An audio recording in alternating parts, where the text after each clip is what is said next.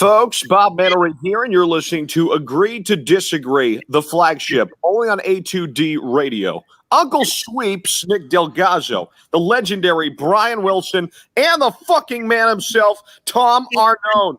These three guys from Jersey bringing you real talk with no agenda. You don't like them? Tough shit. It's their show, and they're going to say whatever the hell they goddamn want.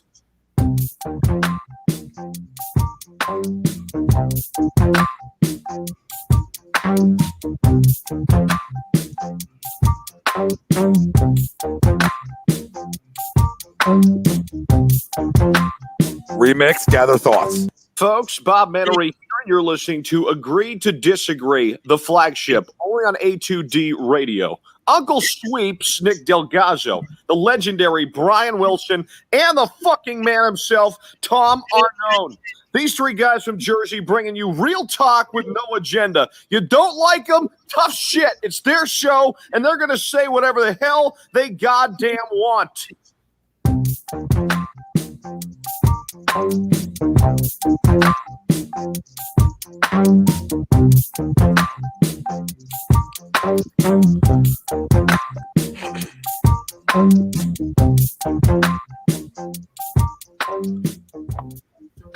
Welcome in, everybody. It's Agree to Disagree, only on A2D Radio. Every show we are brought to you by our doc, make of your Dr. Paul Vidal, Specialized Physical Therapy, LLC, Burlington, Cherry Hill locations.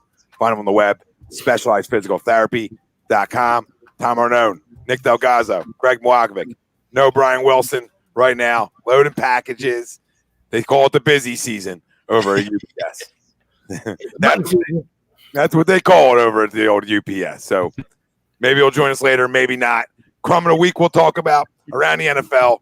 We'll break down Jalen Hurts' play today, break down the Eagles' play today as well. Eagles versus Saints, recap it. Our poll question brought to you by Ambuck Services, 20% off. Tell the boys from A2D sent you for all your gutter guards, gutter installation. Ambuck Services got you covered. Our poll question, Jalen Hurts succeeded your expectations. Do you agree or disagree? Let us know. Facebook, YouTube, Twitter, Twitch. That's where we're live. Everywhere you get your podcasts, we're there as well. Like, follow, download, subscribe, comment in tonight. Let us know not only about the poll question about Jalen Hurts exceeding your expectations, but just about, like, did you want this football team to lose today? Did you want to win today? And do you want to win just because you wanted something to feel good about? Or did you want them to lose because you know what? You felt like the season's over and you'd rather just get a top 5 pick. Where did you stand on that today? Were you some of the fan base that, because I know they're out there, that wanted them to lose because you didn't want to deal with what we're going to deal with this week, which is now the air quote quarterback controversy gets even bigger, right? Are you some of the fan base that sits on that aisle and says, that's why I didn't want him to win today? Are you a person like me that, listen, I'm a Carson guy, dude. I love Carson, but I also love the Eagles. And I don't care about draft picks right now. I care about, like, with no other sports being on, we just need a win. It's been ugly football. It hasn't been fun to watch. You always just want to, like, at least enjoy watching the game you're watching of your favorite team. And today, for the first time in 4 weeks, if not longer, was actually enjoyable for the most part. Still some of the same things, right? Still some of the same things. At least we had to lead the sort of blow today. We don't even know what that feels like. We don't even 17-0, but like we're up 45-0. Like you're walking around with your chest out. That's what it felt like because we're not used to that. That's what it's been for the last 4 weeks. It's been atrocious. All right. And I think you got to put whoever you're a fan of, if you're a Carson guy, if you're just an Eagles fan, like most of us, or if you're like Team Hurts, I think you need to put all that in the rear view right now. All right. And at the end of the day, you should be a fan of the Eagles, right? If you're a real fan, you're not a fan of a player per se. You become fans of players, and that's what happened with Carson, right? And I still believe in Carson, and Carson's still going to be here next year. If you guys like it or dislike it, it doesn't matter. It doesn't change the cap hit. It doesn't change the money. It doesn't change any of that. All it does is make this situation even tougher going into next year. Now, remember, still 3 more games to be played. I don't think there's any way in hell he goes back to Carson next week, even though he left it open again. which I think is just smoke and mirrors for the Cardinals. You know, you would expect. He wouldn't even make it out of the He wouldn't even make it. No, he wouldn't make it. He wouldn't make it out anywhere. You know, now with a lot of veterans in his locker room too that needed to win too. So you know, he left it open. That's fine. We all know who's starting next week, and we all know who's starting the next 3 games of this season because they want to see what they have in that too, so they can make the logical decisions. Mark, what am I stopping, Mark? Because I see people want to come in and tell me to stop. Because I'm not gonna do this shit tonight with people. I'm really not, because I'll just end broadcast. Because it's not worth it. Like I told you all fucking week what was going to happen. Sat here and told you, even though they're not good enough, they're going to win the game. Okay? Sat here and told you this because so all you guys can come out and try to troll today for whatever that gets you. Okay? I'm an Eagles fan. All right. When I was on fucking Broad Street, it wasn't about because I have a love affair for Carson Wentz. I was on Broad Street because I love my fucking Eagles. Nothing else matters. Okay. Carson Wentz don't pay my bills. Jalen Hurts don't pay my bills. I watch sports because I love it, not because who plays quarterback. All right. And if you think this was like an arsenal in the air today, like he just spun it all around, then you're delusional too. He did exactly what we said he could do, which was run around. And what Carson wasn't able to do this year. When you have a bad offensive line and you have bad skill position players, what do you have to do? You have to run the football. You have to get outside the pocket. You have to run with your legs. All the things that we said that Carson needed to be doing all year if you wanted to win games once we realized that this offense was a train wreck. All right? And so I don't know. I mean, I'm trying to tell you, whoever you're a fan of, you should be a fan of the Eagles. I don't know why it's all about the quarterback. It's all about are we a fan of the football team? Because that's where my allegiance stands at. My allegiance doesn't matter. The reason that I've stood by Carson Wentz was the same reason the organization gave him $100 million in case you missed it. I thought he was our guy. I thought he was the guy we were supposed to rally around. I was misguided. Okay? But I'm not misguided in the fact that he's owed a lot of money next year. And it's a very good team win today against a team that could be looking ahead, and that's fine. And it could be a trap game, but you still got to play it. All right? And it's the number 1 defense in the league. They get it done. And you're able to control the football in the first half. You were able to run the football. You're able to extend plays.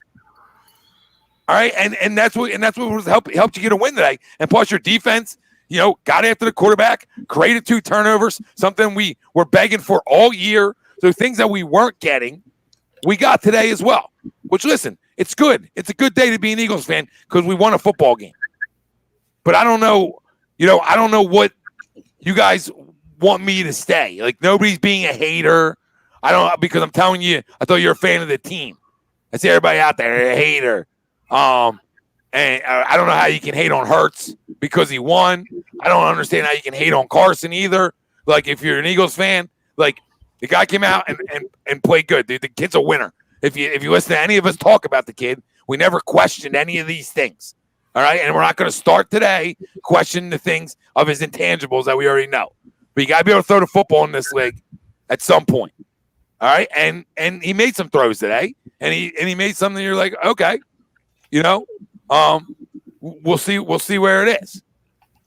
All right, we'll see where it is. I mean, but to come in and have pocket awareness and be able to get outside the pocket and not get sacked and throw the football away and not turn the football over in your first start, even though the one, would have, could have, he didn't pick it off.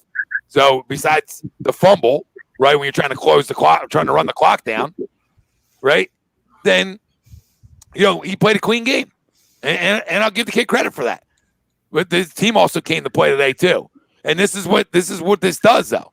When you're willing to sit down your $100 million quarterback, it says to the rest of your roster, locker room, organization, that, you're all expendable.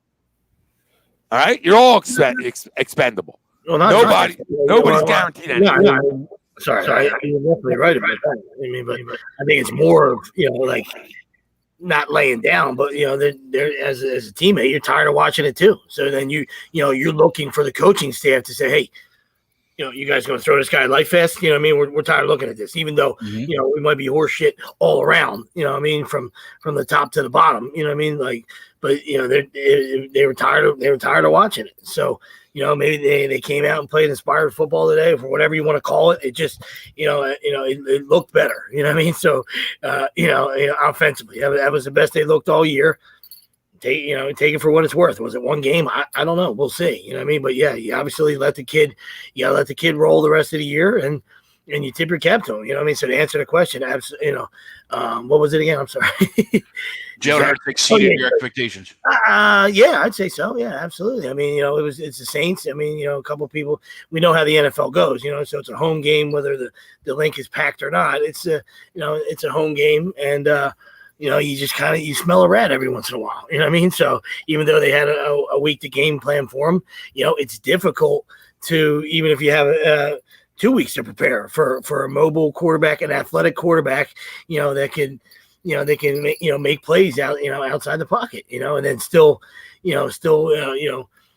make enough plays with his arm to keep you honest. You know what I mean? So that's, it takes a while sometimes to, for defenses to start making some adjustments, and they did. It was 17-0. Should have been 20-0 at half, and then Dennis Allen came out and said, "All right, he made some changes." So he tipped her cap to him, and that second half they showed the defense, that top ranked defense or whatever they're ranked. I don't know, but they're very good. Let's say top 3 if they're not first. I don't know, but they're at least top 3.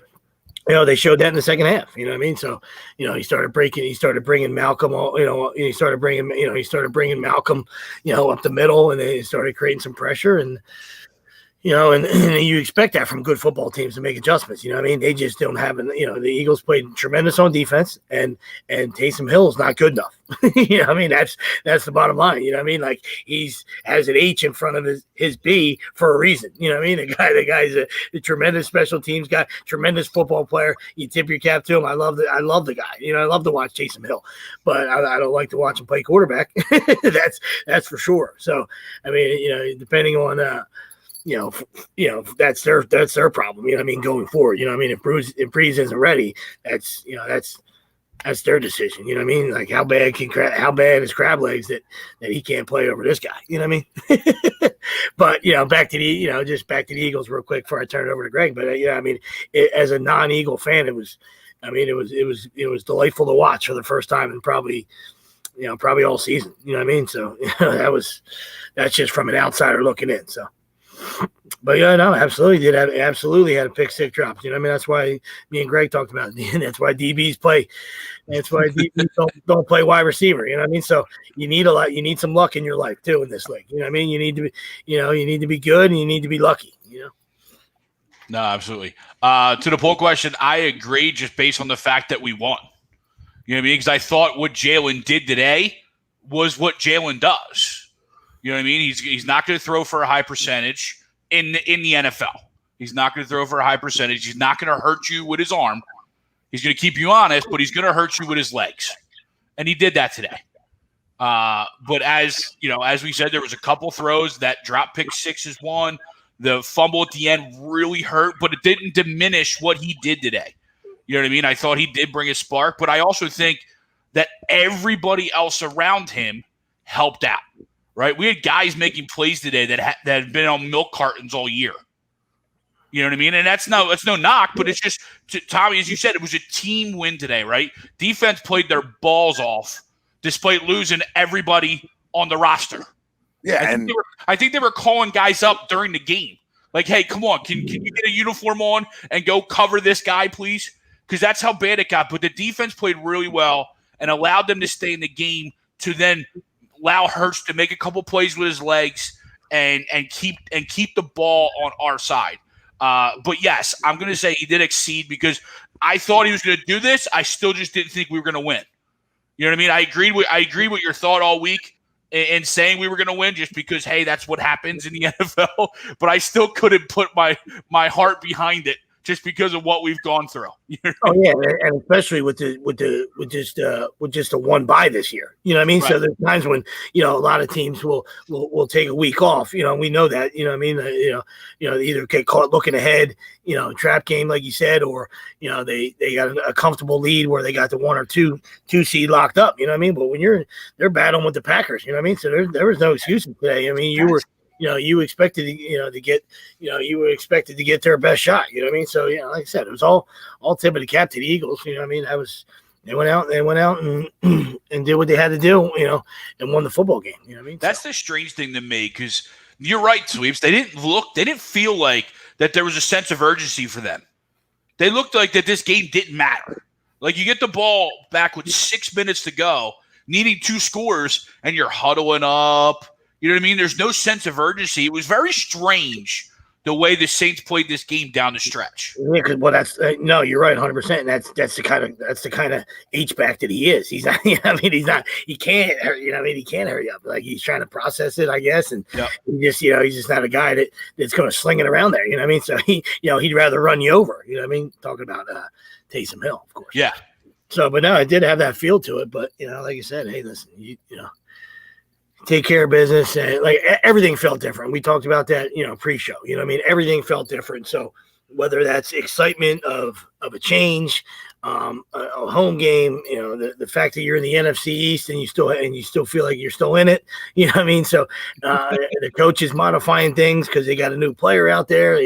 In their eyes, they got a new toy or something. You know what I mean? They just got a Happy Meal today, and they got they unwrapped it. And they got a new toy, but everything seemed different. I mean, there was slants, some quick hitters, a couple of reverses. Watkins ran a reverse. I don't think he's touched the ball all year. You know what I mean? There was just everything felt different. It looked like you could sponsor him too, like in terms of like a food program. Like Quez Watkins looked like you could sponsor him on a food program. I was like, is this dude like a buck 01? Like, he just cleared 100. Like, he's just a little bit over 100.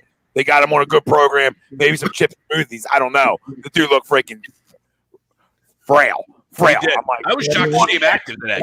I mean, like that. It was just like I said, everything. It was just for whatever reason, just everything. Like, they're running crossers. I mean, I believe on the 40-yard rigger, if you look at it again, I believe him and Hurts high-fived or low-fived. I swear they touched hands. Well, Hurts definitely offensive pass interference. They definitely look like they definitely look like they low-fived, and then next it's a 40-yard game. You know what I mean? So things were different today, and I don't know if Doug's having second thoughts about resigning and trying to save his job. I don't know. Don't make any sense to me. But you expect a spark, and you expect guys to rally around a rookie. You know what I mean? If you're a good teammate, you know what I mean? So. But you just wonder where that kind of intensity was all year. You know what I mean? I don't know why you would want to lay down for 11 either. You know what I mean? That's not saying that's the case. You know what I mean? But for optics, that's kind of what it looked like for a bunch of weeks. You know what I mean? Where nobody was interested and everybody was just like, is this 3 hours over yet? So, I mean, that's. JP, I don't think anybody's because of money. I don't think it's not. I mean, I know you're speaking to everybody, but I don't think that's the issue. I mean, money is real, though. Money is what they gave the other quarterback. So, I mean, you can't say nobody's giving Jalen credit. I mean, I disagree to the poll because I'm giving Jalen credit. So you can say whatever you want. I mean, I'm going to disagree because he didn't exceed my expectations. No, I disagree. Like, I thought he was right around what I thought he would do, which was, I thought he would take care of the football well, which he did a good job of. I thought he would run well, which he did a really good job of. I thought he would make good decisions with the football. Seemed to do that. So, I mean, all the things that I assumed he would do, he did fine. I didn't expect him to throw the football a ton over this defense anyway. You know what I mean? So, I didn't expect much more than what we saw throwing the football today. You know what I mean? So, in terms of that, like, no, he didn't. Absolutely. You can take away that 40-yard, like a 40-yard a 3-yard crosser that went for 40, you know what I mean? Then you're at the, the 120 yard range, you know what I mean? So that's, I mean, you're right on there, buddy. You know what I mean? So it's not like, I don't think, I mean, I don't think you're, wrong or saying, I don't think you're saying anything wrong there. You know what I mean? So to JP, I understand what JP's saying. I mean, in the sense where, I don't know if he's talking about front office or fans or stuff like that, but like your job should be to win football games. You know what I mean? So, as a coaching staff, like you said earlier, like there ain't no going back. There ain't no going back in time. You know what I mean? There ain't going back. There ain't no going back from the contract. There ain't no going back from the cap hit. You ain't going back from it. All right. So the only thing he can do is go forward. It doesn't mean that you play a guy if he's not good enough. You know what I mean? Like some organizations do that, and that's why they're dumpster fires, I guess. You know what I mean? So, the question is, you see what, you check out the next 3 games, all right, see what the kid, see if the kid continues to bring, this excitement and see how they play offensively and all that good stuff. And then you go into next year with, it doesn't have to be a controversy, but with a competition. So you just change the word. Hey, that's every year, everybody should be competing for their job at every position every year. If you want to be a great franchise, a great organization, don't make any sense. Right? Some guys are, perennial all pros. I get that, but guess what? If you got a guy, whether he's a young buck, a rookie, or a second year guy or whatever, and he's out performing you, like now the other, when you talk about politics and stuff, some guys obviously, in this league, they'll give the nod to those veterans and stuff, even if another guy's better, you know what I mean? So I know it happens. I'm just saying that's not how I operate or how I would do things, you know what I mean? So, we'll see going into it, you know what I mean? And you see if 11, puts it in the rearview mirror and dusts himself off and next year's a new year, who knows, you know what I mean? Yeah, I mean the one thing Jalen, did look even better with than I think we all could probably say or thought was running around in this league, right? Because that's not easy to do in this league. I mean, a lot of guys come around and they're dual threat quarterbacks and they can't run in this league because teams know they're going to try to do it and they can't get the edge. You know what I mean? The defensive linemen in this league are pure athletes versus with that, so they run quicker than that. You know what I mean? And the one thing I think he moves around well. I mean, his arm strength isn't even close to this guy, but like we talked about before we came on the show, he gets the edge well, like Wilson does, right? Which is hard to do. Mahomes does it in a different type of way, getting the edge well, right? Running like that quiet quickness, right? Almost, Lamar looks like everything he's doing is 100 miles an hour, so his is a little different. You know what I'm saying? Like I said, it's not a knuckle. I mean, like I said, it's let's have, once again what we say about everybody. Let's have a little bit of a body work. Guys are trying to cash in receipts already after one game. You know what I mean? That's an issue, right? In every sport. You know what I mean? So be prepared for it to come back to you. You know what I mean? Like Steve's here. Ready to punch Shaq in his face. I mean, like I don't know, it's one game. You know what I mean? So. I don't know. I think, Tyrod had plenty of, good games in his career. So, I don't know. I mean, who knows how it's going to turn out? You know what I mean? Listen, I'll say, look, everybody in the ballpark knew you were going to try to run the football yourself too. Like everybody knew it. All right. And you still were able to. So I'll give you credit this because you didn't play the Jets this weekend. You know what I mean? You didn't even play an average defense. Right. You know what I mean? You played a top 5 defense in football. You want to put them 1, good stats, fine. But they're always going to be a top 5 any way you want to slice it. Even a top 3, probably. All right? Mm-hmm. And listen, you were able to get the edge. You were able to extend plays with your legs. And you were able to make up for some of the things that we don't have, which is great skill position players on the outside. We don't have that. We don't have a good offensive line right now, like we've been saying. So you're able to make up for some of them flaws because you can run around. The things that we talked about this week that, hey, this is why the Eagles are going to win this week. One, because I could smell this coming, right? Where's Crown City? Like I thought we won a Super Bowl tonight. Honestly, like the way some of y'all coming in here at 4-8 and goddamn 1, wins are fun, dude. I'm thankful for a win because I'm an Eagles fan, and I don't care about the draft right now because we'll screw it up somehow. So we'll see where we're at then, okay? But I care about like having a good Sunday and a good week. All right. And it was a good Sunday. All right. We beat one of the best teams in the NFC. And I hate the Saints. So I'll take the win. Right. And next week, I'm trying to beat the Cardinals. Yeah. You got to go on the road next week. Go ahead. As a fan, that's what I'm trying to do. So I'm all in. I'm all in for it. But to come out here acting like we're even in first place in this division. I mean, that's how some of y'all coming in here. I mean, do we root for the team or do we root for individuals? Because the way some of y'all coming in here make me question if you'd be this excited no matter who won a game. And I sure know y'all want to come in here at 4-8-1 after 11. If 11 played like this today, praise City either. So have it both ways. They have different skill sets. They're completely two different types of quarterbacks. All right? And that's not knocking either one of their skill sets because both of them can get it done in this league. At this point, in the way 2020 in the NFL goes at the quarterback position, listen, you can get it done both ways.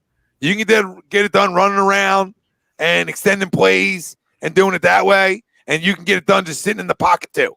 So, both can be exposed and both can win at the same time, but it takes what's the roster around whatever way you're going. Like the Ravens have made a conscious effort to what? Load up running backs, right? Not only do they go get Ingram, then they go out and get J. Dobbins in the second round, right? So they're making an emphasis to say, well, if we're going to be great at running the football, then we're going to be great at running the football, right? And we're not going to smoke and mirror you, right? So we're going to make a conscious effort to be able to run the football and play defense. Now, obviously, listen, they're having a down year, we see, right?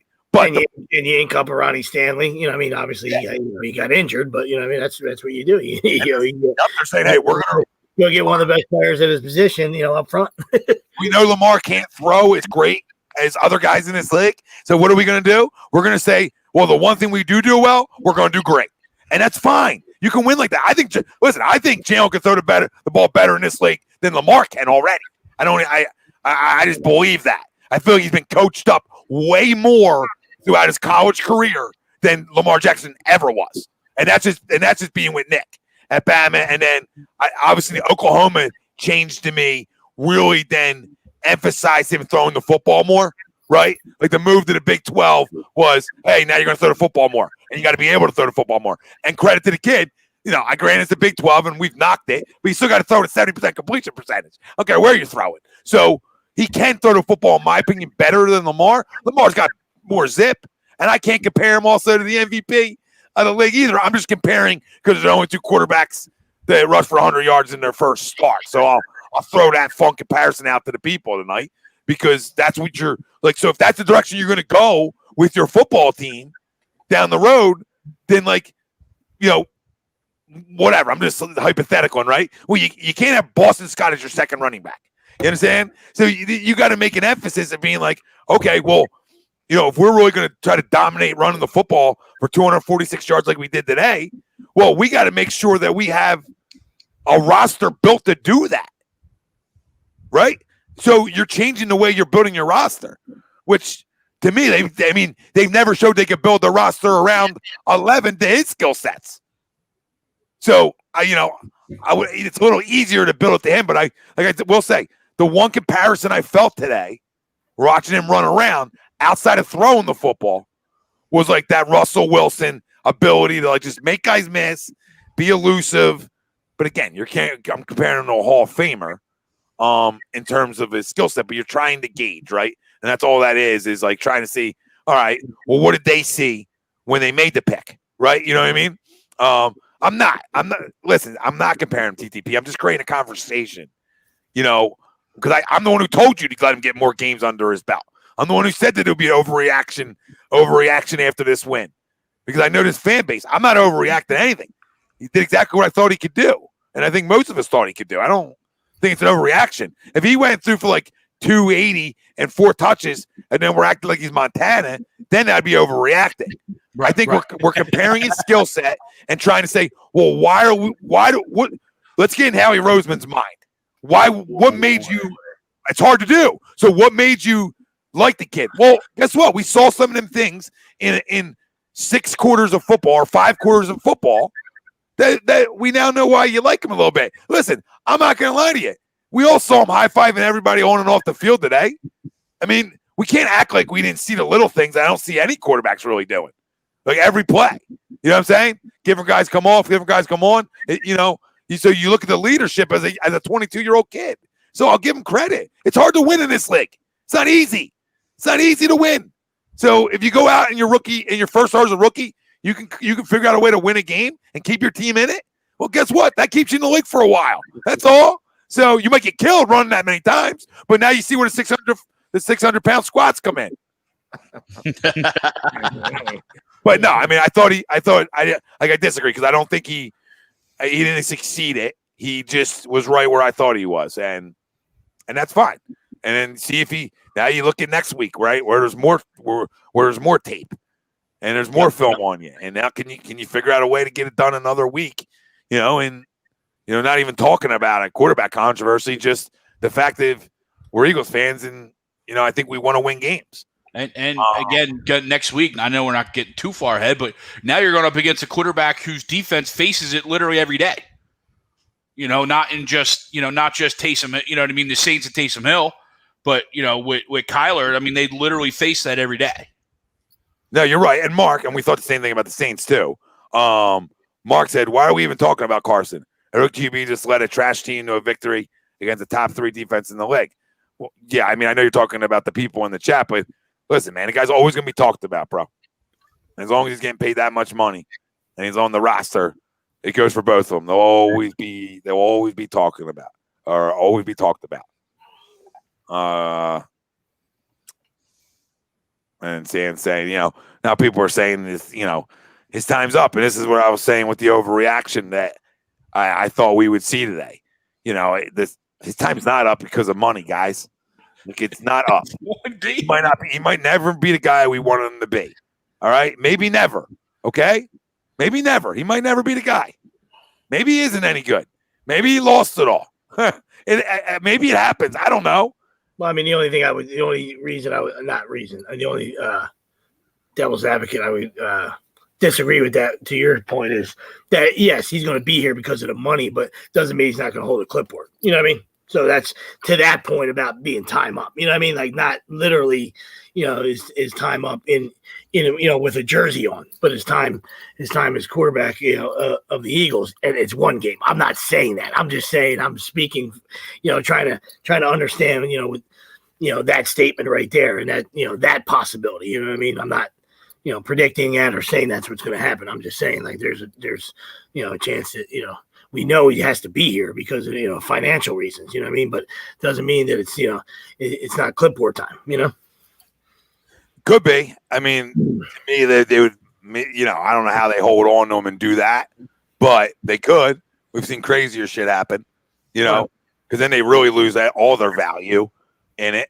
So then he's going to probably hold a clipboard for 2 more years at freaking, because I think the cap hit. What was it, 60 and 24? I thought it was 84 in 2 years. It's 15. Yeah, it's 60. Yeah. It's 59 million dead cap if he's not here, and then if he's not here, 24. Yeah. The only thing I don't know is if they add, like, do you just take the hit once or do you take the hit both? You know what I mean? That's the only thing I don't know. Exactly. Yeah, I don't know anything about that. But you're right. After 21, your cap hit's only 24. And to Tom's point, yeah, exactly. You know what I mean? Like, yeah, you find it very hard to believe that, if you can find a way out of it, if that was the direction they were going to go, if you can find a way out of it, yes, your best option is to get out of it completely. You know what I mean? Because, like you said, that's just going to continue to create a distraction, because people are, the people that love them are going to keep, continue to call for them. You know what I mean? Anytime that whoever's playing, maybe has a bad game or, a bad series or something, like, maybe you better put Levin back in, you know what I mean? So, yeah, I agree with you 100% there. You know what I mean? It wouldn't be ideal, you know what I mean, for him to be around and holding the clipboard, you know what I mean? But hey, listen, that's life, you know what I mean? So, like I said, we don't know the numbers. We know the numbers, but we don't know, the loopholes and all that other stuff, right, that they can either get out of and deal with, or what does it involve in a trade? You know what I mean? Like, I how does it work then? I don't know. I mean, I don't study it up enough. I don't study up enough on it. You know what I mean? It's not my job. You know, it's Howie's job. That's the only thing he does is good. Apparently, his numbers. Supposedly. Yeah, they got a giant calculator in the broom closet. That's all I know. He's got a lot of numbers add up. Doug Stosic says Doug was talking post game as a guy who was being packaged with Wentz headed somewhere else after the season. What made you? I didn't hear him talk afterwards, Doug. But what made you think that? just because I was just curious on what made you think that he's in it. Because, I mean, now you're talking about the first time ever a coach in their quarterback or like package deal and traded out of here. I mean, I've seen 2020, so nothing would surprise me. But that's like wild to me. Because if them two are traded out of here, I can pretty much book the shit that them two go win somewhere else together. Like, and then I can just book it. And you can just write it down. If them two got traded together, they go win a Super Bowl somewhere together. That's what happened there. I mean, my God, maybe the only team I could think of to even buy into that would be the Jets. The only team that would like even make sense to do that because of the relationship with the general manager, obviously Joe Douglas and Doug Peterson, because of that already that pre-existing relationship. But man, I mean that'd be wild to me. I mean, we're trading the coach and we're trading the and the quarterback. We would trade for Doug. We'll probably, because of the cap, we probably get more for Doug than Carson. No, Doug. See, now this is where you're wrong because that's not the case. Because I read some of the things he said, and it's not the case that he didn't give him credit. He gave this team credit. So, but y'all don't want to look at that. It's like agenda based. He gave the whole team credit. Said it was a big team win today. Not Which one guy. Which Not it was. one guy. Yeah, Which it was. What do you expect him to say? I don't know. I mean, like I said, I didn't see it, but I mean, you would imagine that he addressed, the quarterback play. You know what I mean? I would think. I mean, like I said, but having not seen it, I mean, that's common sense. But also, common sense is saying that's a great team win, which it was. Come on, everybody played well. Wouldn't you avoid every Hurts question too, though, Doug?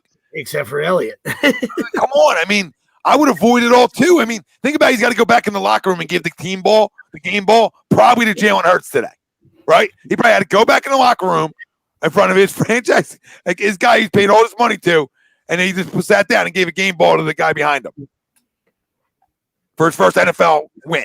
Think about that. Would you avoid some of the questions still? I think the guy had enough today. Because, you know what I mean? I think, like, let's be real. But and also, sorry, Tom. No, I'm good. Go. No, I was saying, but also you need to keep this ploy going so you give the Cardinals something to think about.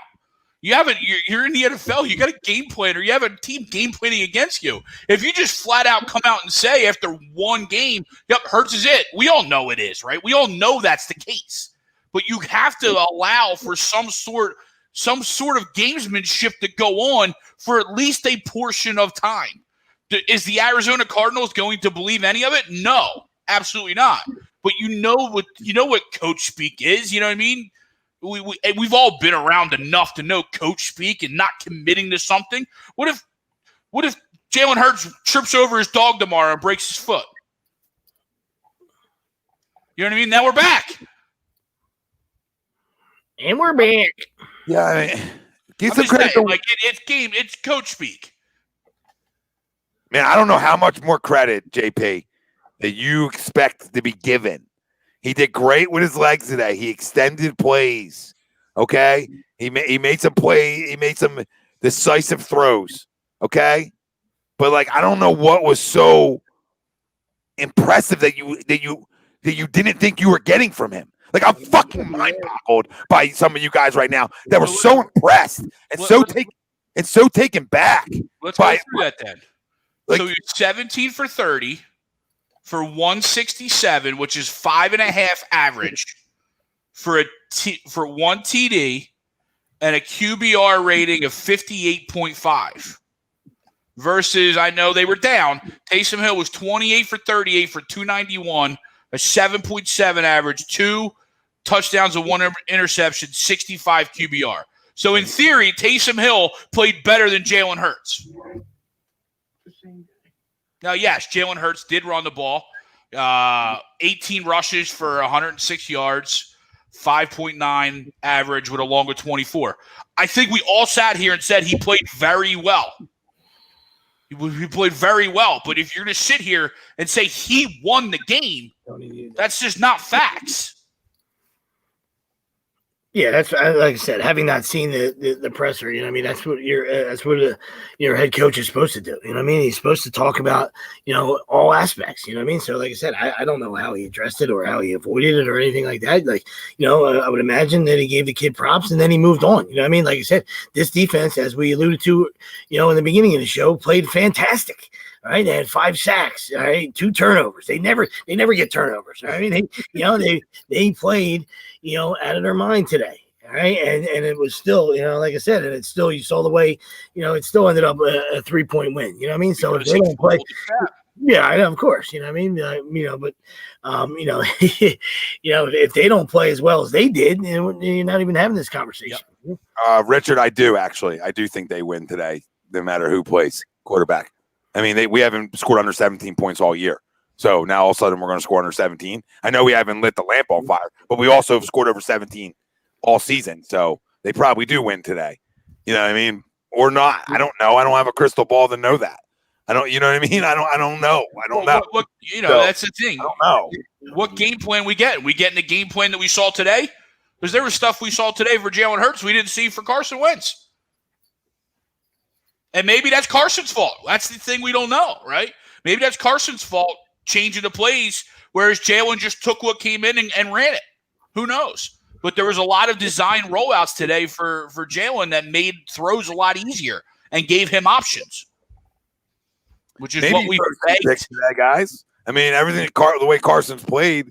No, Steve, nobody's a Wentz apologist, dude. Nobody sat here and told you more how he stunk. So what do you want, dude? What do you want? You guys want to have a feel for life in sports, or do you just want to jump the gun like you always do in this city? All right? You see, you were probably the same guy who couldn't buy a Travis Fulgham jersey quick enough. Could you? Could you, Steve? All right? So all we tell you is to wait a little bit because we already got burned by this with Carson, it looks like. So when we tell you to calm down and let a guy play a little bit before you guys go running around on freaking Broad Street for a second, my God, nobody's saying he didn't play good today. Nobody was saying that he wasn't a part of us winning the game today. But you all acting like you saw him. I mean, dude, with all due respect, the guy wasn't even Lamar Jackson today. So can we calm the fuck down, please? My God, you act like he's running for, 70-yard runs right down the middle of the field. Like, he's hitting the freaking little button on man, and little shimmy. And making guys miss. Like, calm down. He played well. I don't have a Wentz jersey. So, what do I tell you? I don't care. I don't buy jerseys because players don't stay long. So, I don't care. I'll say it a million times. I am a fan of the Philadelphia Eagles. I don't give a rat's ass if my worst enemy is playing quarterback. Okay? It doesn't change my fanhood. You understand? I've always liked Jalen Hurts as a kid and as a leader, and we all have. All right? And we've also all like Carson for them same things. But if you don't see that there's a skill set difference from 11, and you don't see that he has a bigger arm and all the more quarterback attributes, and that's why they gave him $100 million, then I can't help you guys. That doesn't mean he's going to be the guy. He might not be good anymore. And sometimes not every attribute sells. Okay? There's plenty of guys who didn't go high in the draft because they didn't fit the attribute scale, right? Okay? And they end up being really good football players. Maybe Jalen Hurts is one of them kids. I don't know. And neither do you, honestly. It's a little sample size, now you're crowning. All right? We watched the quarterback in 2017 look like the MVP of the league, and then everything came crumbling down on us. So all I'm telling you is to just tread lightly with your love affairs. Tread lightly if you're a fan, or because this is what it became here. This is almost watching the 2020 presidential race when it comes to your Carson Wentz and whoever the fuck his backup is, and I'm sick of it. It's either you like Wentz or your team, whoever the other guy is. Like, what the hell, guys? When are we all going to be a fan of the football team? It's a joke. It's a flat out joke that you guys come in with agendas and not fanhood. The guy played good today. We got to want a win. I'm excited. If in case you missed it, I'm not an apologist for nobody. All right? Not even an apologist for my own self. So shut the hell up with saying that anybody's an apologist for Wentz or indifferent. We had a good team win. I sat here and told you that in a small sample size, he actually looked like he was the leader of the football team today. All right? He looked like he was the leader of the football team today. on some of the things I saw. Wentz didn't make anything that way, Jay. Idiots like you, and I love you to death, made it that way. Okay? The guys who come online and they type tough about it. And they crush the dude for everything. Everything. You know, and I don't know where this divide came. Like you gotta be Chip fans. I'll agree with you there. Chip fans made it that way because you were like Team Chip or you were anti-smoothie. You know what I mean? So I'm more agree with you there, Jay. I think our divide started to come back then for a lot of us. But guess what, Jay? Well, we were fooled there too, weren't we? Remember the Monday Night Massacre? Don't forget, because listen, if Chip Kelly asks us after that Monday night game to come sleep with our wives, we're opening the doors in here in Philly. All right? Yeah, some of y'all are opening the doors. And I might be guilty. So don't go running. This is what we do because we crown too soon. We don't let anything have a body of work. The one guy who does have a body of work in this city, we want him out. And Doug Peterson. Like, has a body of work going to the playoffs. Has a Super Bowl. Like, that's the guy we want out. You know what I mean? He wasn't hurt for the Super Bowl. Like, he wasn't injured. He wasn't in the sing. You know what I mean? And he's 12-2 with anybody besides Carson, which is what good coaches do, right? I mean, Sean Payton, what were they? They were 9-0 coming into today without Drew Brees. Yeah. Which is remarkable. But that's what good teams do. They step up to their backup. They raise their level of play. That's what good football teams do and good coach football teams do. Has Doug Peterson been perfect this year? No, not at all. This has been his worst year of his coaching career. It's right in front of us. We can all watch it. But we're so quick to run him out. But he actually has a track record of being a good football coach, right? Now, I'm not saying the greatest X and O guy. I'm not talking about that. I'm just talking about like the leader of men, which you want as your football coach. The guy to get guys that are ready to play on Sunday. He's had a good track record of that. And if you have your backups playing at 12-2 clip, it shows you must be doing something well. And yes, part of it is, Greg and Sweets, part of it is he dials down his game plan. He doesn't allow them to turn the football over. That's what you guys are missing today, too. Like, he's thrown with one guy 48 times and the other guy 30. That's a drastic difference, guys. That's drastic. So, but guess what? You're paying Carson Wentz to be able to throw the ball 40-plus times a game, too. So, for everybody that says, like, oh, you got to run it with Carson. No, we know. But you pay him to win. I mean, like, you know. That's I don't know. It comes back to coaching. It shouldn't be that drastic. You know what I mean? So you're not gonna have the two guys that played quarterback besides him in the last 5 years. You know what I mean? Where in both of those game plans and both of those offenses look way different. Not way than when 11's in there. You know what I mean? No, I mean, not in 2017. Not in 2017. I mean, the next couple after that. You know what I mean?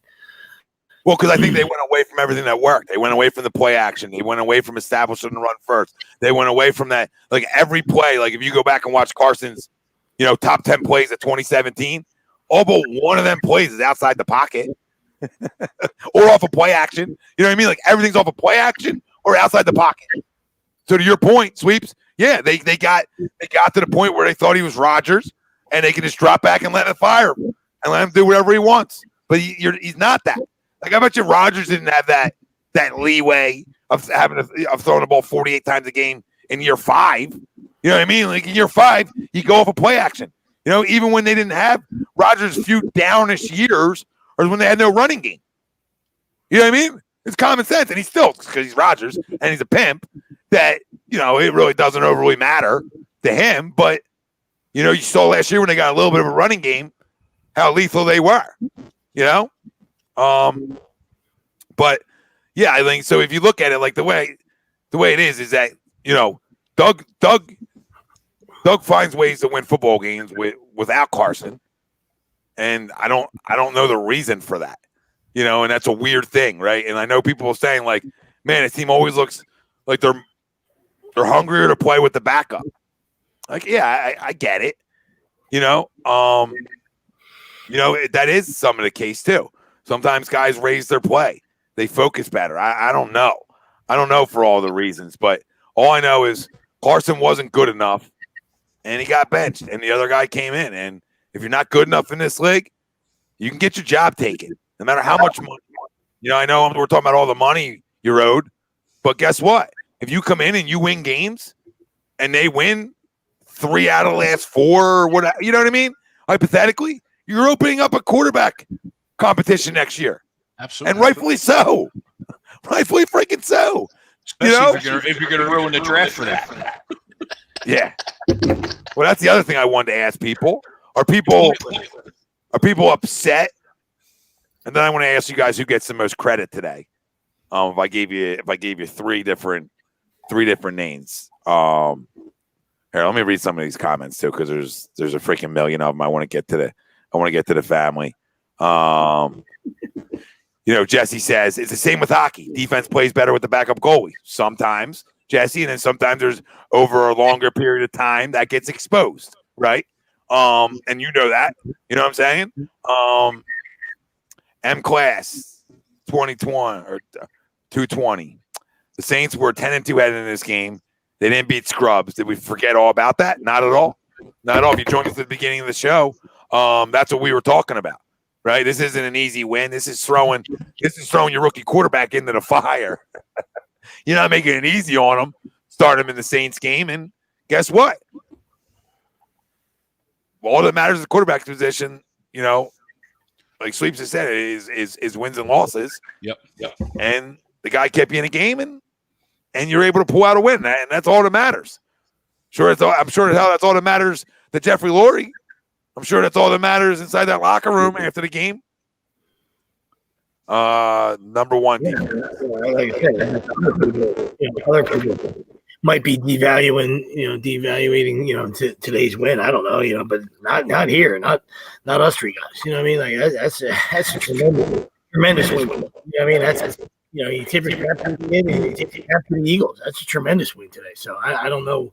Like I said, where it's coming from other chats or in this thing we can't see, but I don't know how you. I mean, like nobody would say they were overlooking the Saints or and saying that wasn't a huge win today. I mean that's Captain Obvious talk. And what I'm worried about, guys, and I know this is going to go to Greg's point here in a second. With like him not being happy with winning. I'm happy with winning because that's just how I'm built, right? I know some guys think deeper than me and they want to think ahead, and that's totally fine. To each their own. You know what I mean? To me, I'm just always like, let's go get it. I'm always up to get a W. But bigger than that is that him playing well makes me wonder, does this help Howie Roseman keep his job? If we want to talk about the real person that I know most of us want removed here, I know most people would say, hey, start with Howie, then go to Doug as their main issues. And that's fine. Either way, I think most people would be willing to give Doug another year where people are like this when it comes to Howie. Like, no. Well, yeah, exactly. I know what you're saying. And I think it would be typical Howie, bust ass survival. If like I said, if the next 3 games, they win the next 3 games and he plays, at an insane clip, you know what I mean? And then it's like, it's almost like, like I said, falling ass backwards into it, you know what I mean? Because, it's easy to say now, you know what I mean? But, he was picked there, obviously, for insurance purposes, right? Because going into the season, the knock was, which we talked 1,000 times about it, is injuries. You know what I mean? And Carson not staying healthy, so it was an insurance policy, you know what I mean? In case that happened, right? And then he just turned out to be absolute fucking dog piss, you know what I mean? And the time has come, to make that move. Anybody that thought, that even the haters, couldn't imagine coming into this year thinking there was a, there was a quarterback controversy. You know what I mean? Like it's, you didn't expect to see, even if you don't like them and you say whatever you want about them. You know what I mean? Like I said, at the top of the list, for most haters, had to be the fact that he wasn't around in the playoffs. That he get that he's injury prone or whatever. You know what I mean? It wasn't about from lack of talent. No, it wasn't. It wasn't. It was picked. They liked it. They liked the skill set. and it was one of them things where they feel like they couldn't pass on, and but it was never I don't think it was ever to take the job. I think in their eyes was to take the best player they thought on the board. You know what I mean? And fit something the direction they sort of wanted to go in a little bit. So, it's a weird situation, but however it plays out, as long as this plays out in the benefit for this football team is all that matters to me. No matter who I think should be the guy, or if I was wrong about the guy or right about a guy, it doesn't matter to me when it comes to this. But I know people out there, are frustrated, and I see Mike chiming in about, the difference in Doug's play calling and things that he hasn't seen since like the Super Bowl year, and that there's like a select playbook for Carson Wentz, right? And I think all that's real. I think all that's totally real. Honestly, I mean, we see it. If you got two eyes, you can see every time there's a backup in. I mean, the dude condenses his playbook. Look, I mean, Greg's gone to read it all, but it's the truth. There's way more of that. Design QB runs, stuff that Carson can do too, Mike. Something Carson can do. Can't see you past that novel. Good to see you, Mike. And Carson used to be able to move once the legs went, struggled mightily. Yeah, he's not as fluid, I'll tell you that much. And I think we've all been waiting for that to come back, right? But again, is that on the organization or is it on Carson? Is that the organization telling him you want to be a pocket quarterback? You know what I mean? And I don't know. I mean, Spike says Wentz does not listen to the coaches. I mean, maybe he doesn't, dude. I don't know. It could be because you heard, you hear the theory of, obviously rookie quarterbacks changing, and changing the playbook probably means you don't have autonomy at the line of scrimmage to audible out of stuff. You just got to take what's going in there and run it. So maybe that has something to do with it. You know what I mean? Maybe, and who knows, right? Maybe it's like, oh, Wilson, I love that. Great reference, Prism. Heidi ho, neighbor. But maybe Carson's audibling out of plays that Jalen's just saying, all right, let's go, let's roll. Whereas Nick was doing the same thing back many years ago. So that's the other side of it that we don't know. But yes, the design of some plays we never saw with Carson.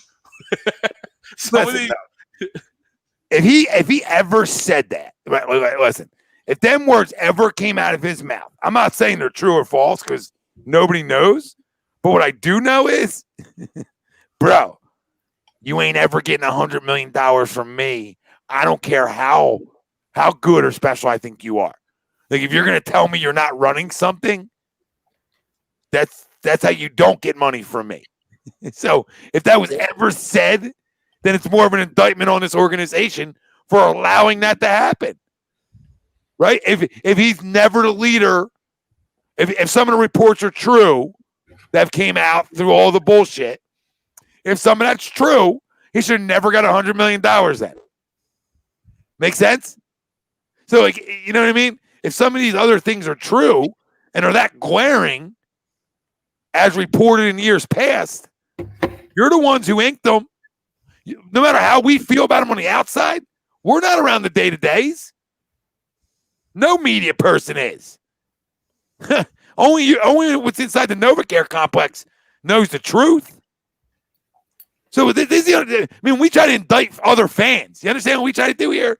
We try to indict other fans like you guys are the judge and jury over who I liked, right? It's like, yo, I didn't sign nobody. I'm not running the organization. Everything we say as fans on the outside is speculation, is what we see from Sundays. And I'll be honest with you, and I know this won't go over well. I'm sorry. I saw more leadership from a fucking 22-year-old today than I have all year. Forget the play. And you can tell me smacking hands is just smacking hands, Tom. Okay. You can tell me I don't see any quarterbacks doing that at 22. every time a guy's in and out of his huddle, from Alshon all the way down the list, right? That little things matter. And I'm not saying the other guy's wrong. I mean, Rodgers don't got to shake nobody's hand, right? But when you're playing at a high level, you can get away with that stuff.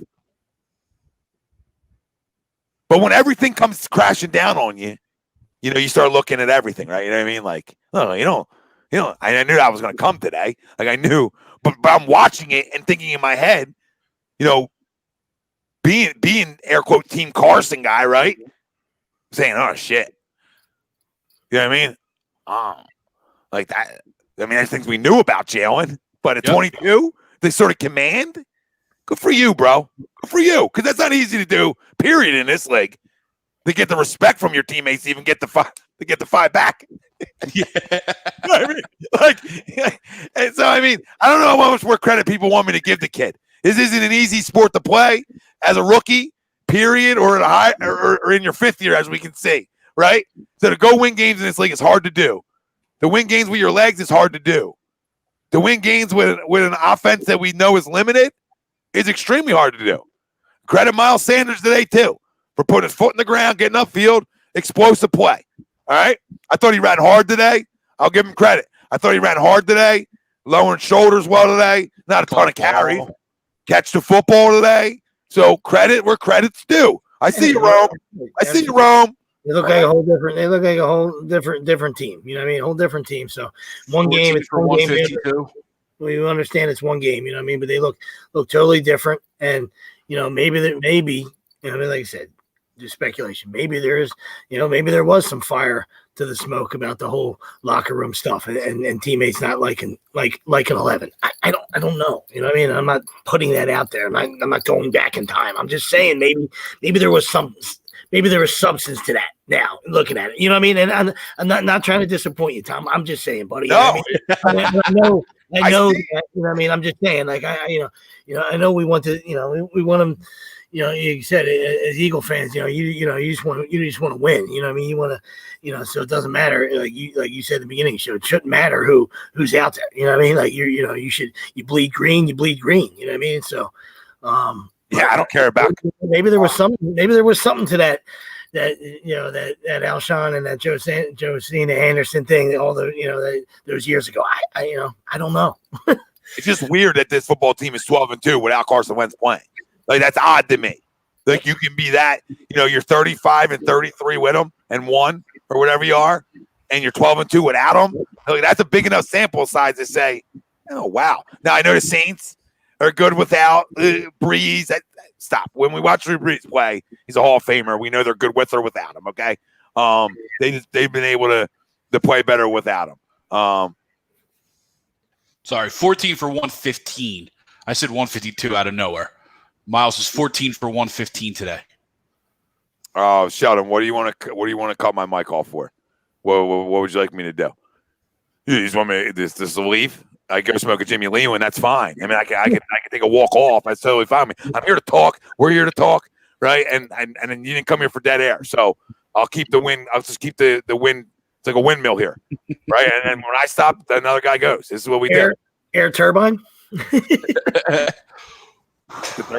Air turbine. He blown into me, Greg. But yeah, I mean, Richard says it. Yup, Wentz 35, 33-1. You're judged off wins and losses in this league, man. I don't like your stats are stats. They're all great, but you're judged. How do you like? What gets you respect from the guys around you is walking in the locker room with wins. And if you hear everybody talks about, I still don't think Carson Wentz is done. Okay, in Philly, elsewhere, I don't know. I don't think he's done. I think he's too talented just to be done. But there's no point of talking about Carson anymore. But we can talk about the facts of it looks like Doug coaches more in tune to his quarterback. It seems like your defense makes more plays. Fletcher Cox running. I mean, Fletcher Cox called Carson Wentz his best friend. When Miles is going in the house, the guy's running a 4-4 down the line with him. Yeah, him and Connor Barwin.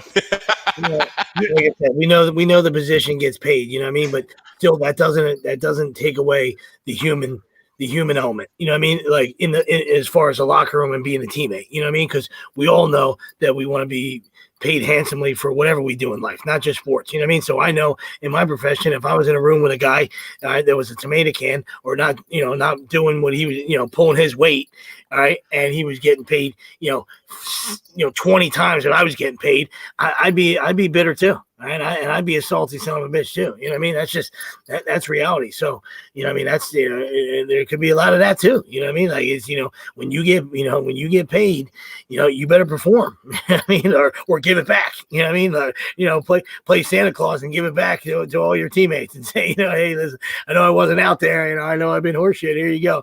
Ho ho ho. I don't know how you get it back. You know what I mean? You get them back by playing well, obviously, and winning and leading, and then getting a playoff win and, maybe getting back to the Super Bowl and stuff like that. But anything short of that, they've had enough of it. It's like, No, listen, Richard, you're right. I mean, when they've told him that, hey, this is your team, you go win it by yourself, air quote, he hasn't been good enough to do it, throwing the football.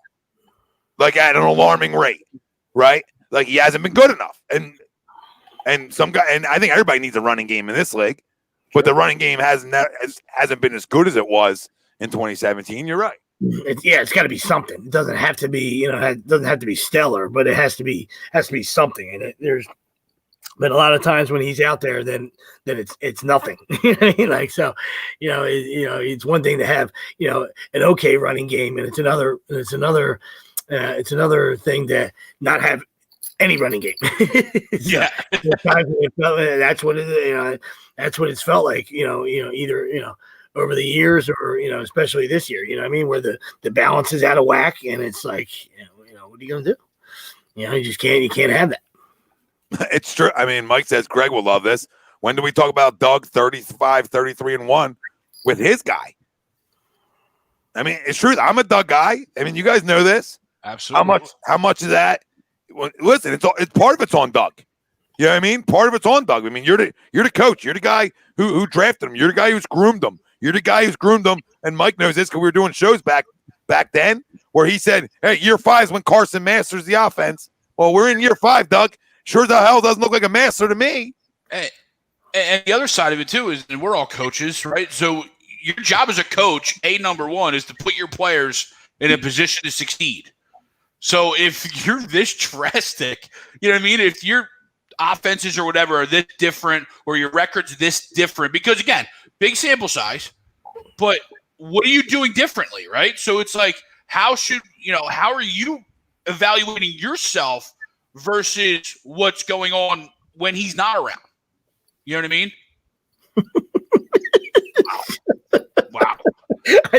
I knew that response was coming.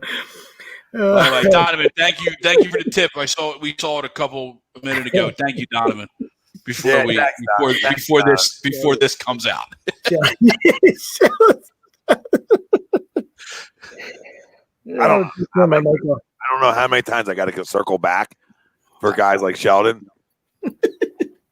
Sheldon, I don't care who the quarterback is. Okay, I did not pay him $100 million. They did. Would I have? Yes. Okay. From what I saw, yes. Right? I can't answer why the guy's gotten worse. I don't know. But in no way, shape, or form am I protecting him by telling you that he's going to be here next year because of the money. That's not me protecting him, dude. I don't care. If he stinks, that's just more of an indictment on this franchise, dude. But in no way, shape, or form am I watching highlights of him getting excited. If anything, it'd be the opposite. How do we ruin this guy? Get depressed because he was there.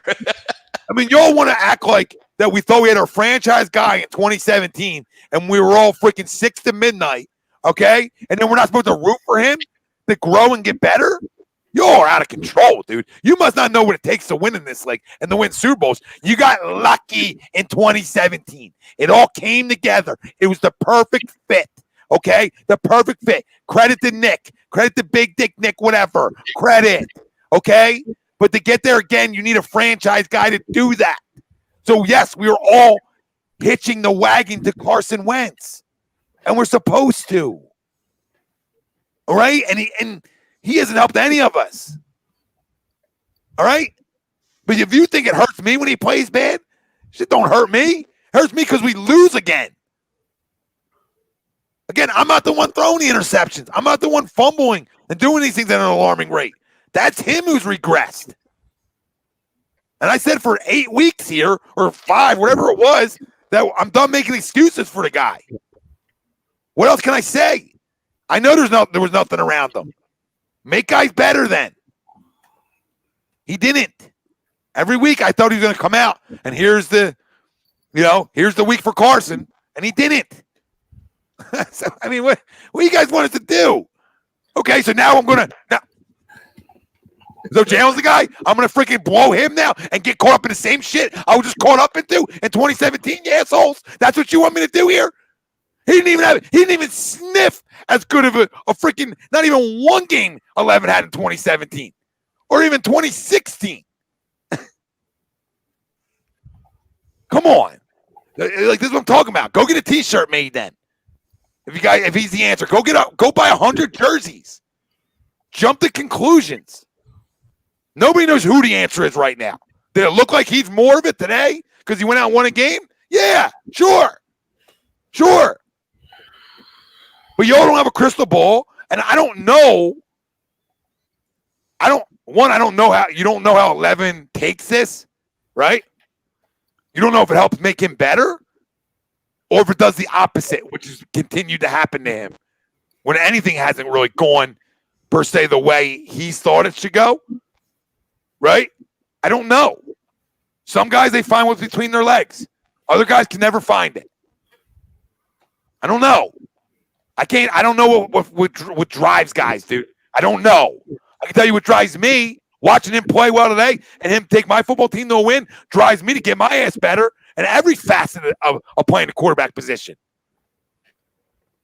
So I don't know. But you guys don't hear, man. I mean, buy up all the Chinese Hurts jerseys you can. They're cheap enough. I got a buddy selling an autograph card if you want one. Yeah, I'm happy that I'm happy for the kid. I'm happy for our football team. Okay, I'm hoping that one of these two is the answer. Whoever it is, I'm good with. Just hope it's one of them. But like Mike said earlier on, 2 quarterbacks don't win championships. Right? They always say if you don't have one quarterback, you have none. That's real. That's real. Always. That's why it's always been said. And then you got other guys today like Carson doesn't look excited for his teammates. The fuck are you talking about, dude? This isn't college football. You one of the first guys in the end zone with him? Chest bumping? Are you guys clueless? Freaking clueless. This is high school sports, dude. Guy didn't get hurt. Guy didn't get injured. And he's sitting on the bench. Guy lost his job.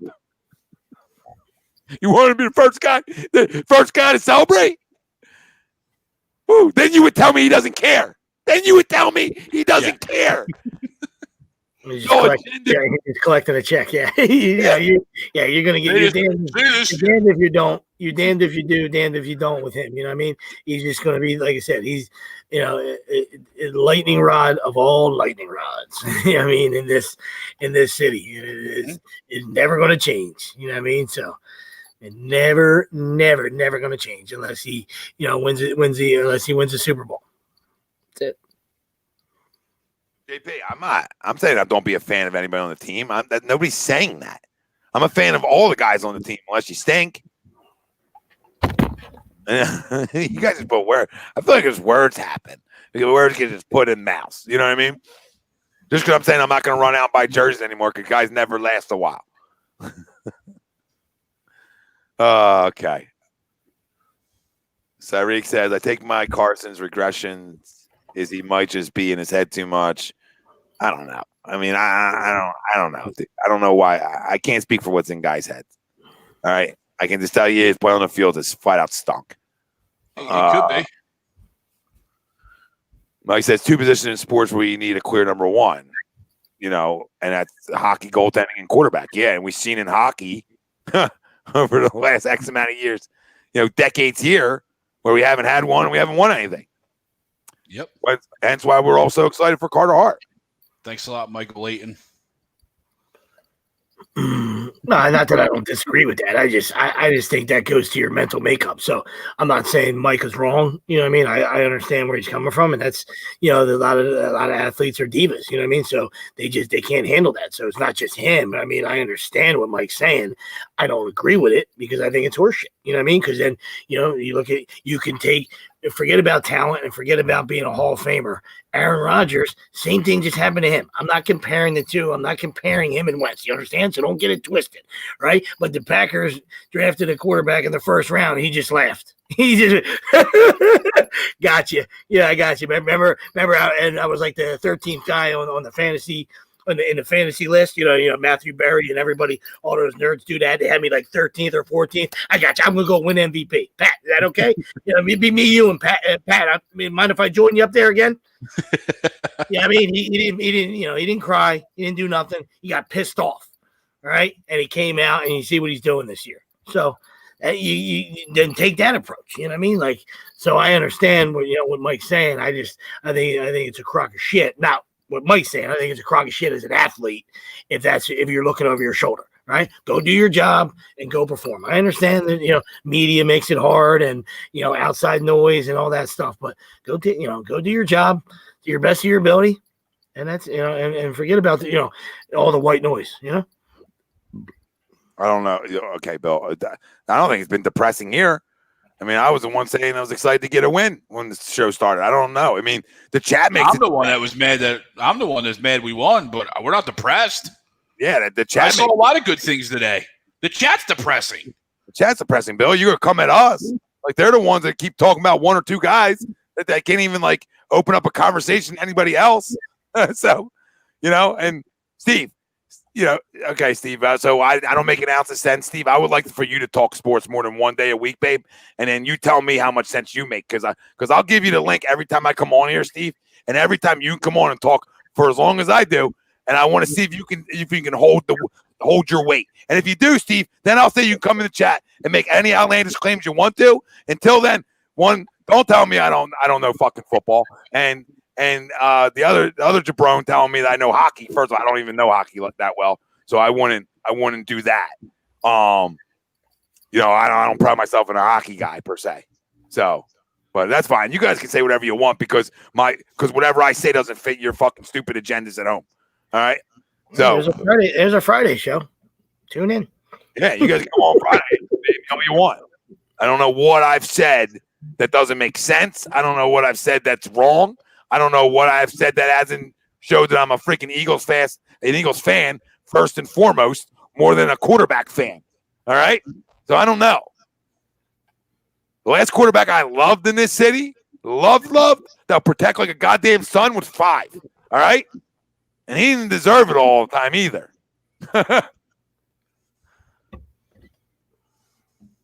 They twist everything, I say, dude. Like, I said the Eagles are going to win all week, and then guys are attacking me in the group today saying, where's Tom? He's quiet today. What are you talking about? I said they were going to win all week. I say that every week. But I actually had like a legit reason on why I thought they were going to win. Not just a homer biased opinion. I actually had a reason. Because you've been picking against them for like 4 weeks, so. I might have. This is the first time in probably your lifetime that you ever did that, but it was like probably the last 4 weeks, I think. So just kind of giving you a little bit of credit for this week. That's all. I appreciate you. I caught up reading Sheldon again because he's a jackass. Sheldon, come on Friday and let's talk, because you're the smartest sports guy in the country, obviously. All right, smartest sports guy. So come talk. Steve, when the fuck this is why I'm canceled shows. I can't do this anymore, you idiots. When have I been an apologist for him?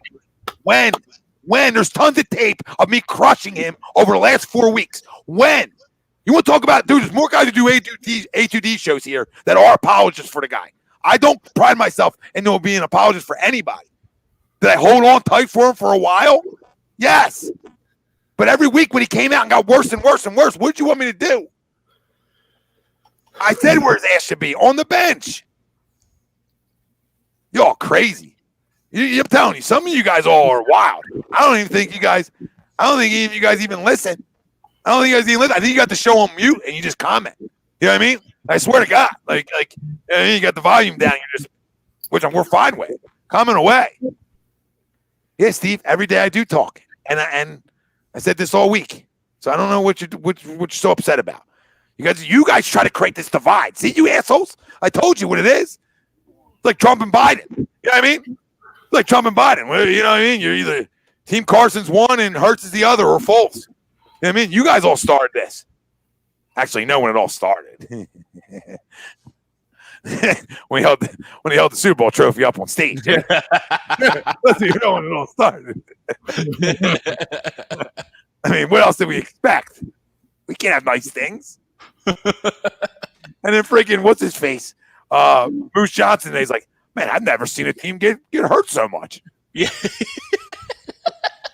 It's like, thanks, Moose. Thanks, Moose. Yeah, thanks, Moose.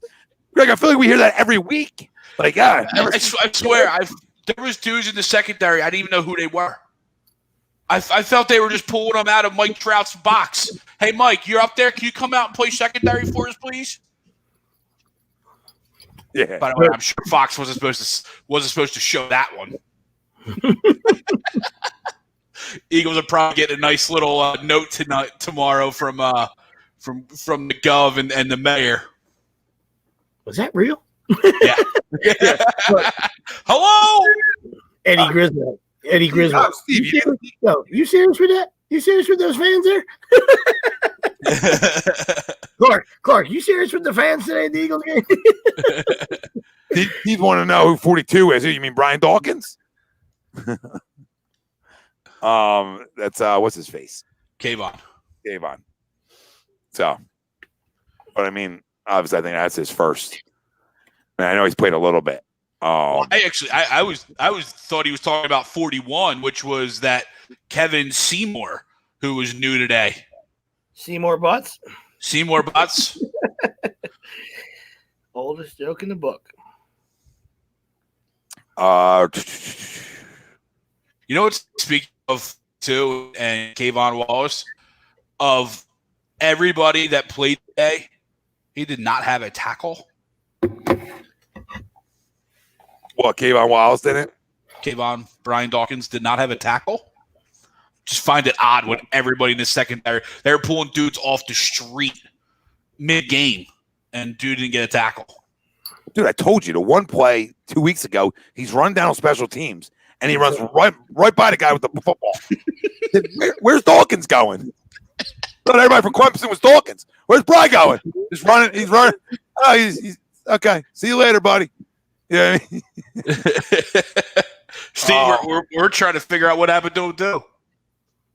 I do like Steve. I'll give you a clip. Like the only time I even saw his face today was when he was looking for a clip. When the tight end did a great job not clipping him on the Kamara touchdown. Touchdown. Yeah. Well, I'm good. He kind of bellyache. He looked at the ref like, "What are you looking at the ref for?" Like he didn't just got in your way.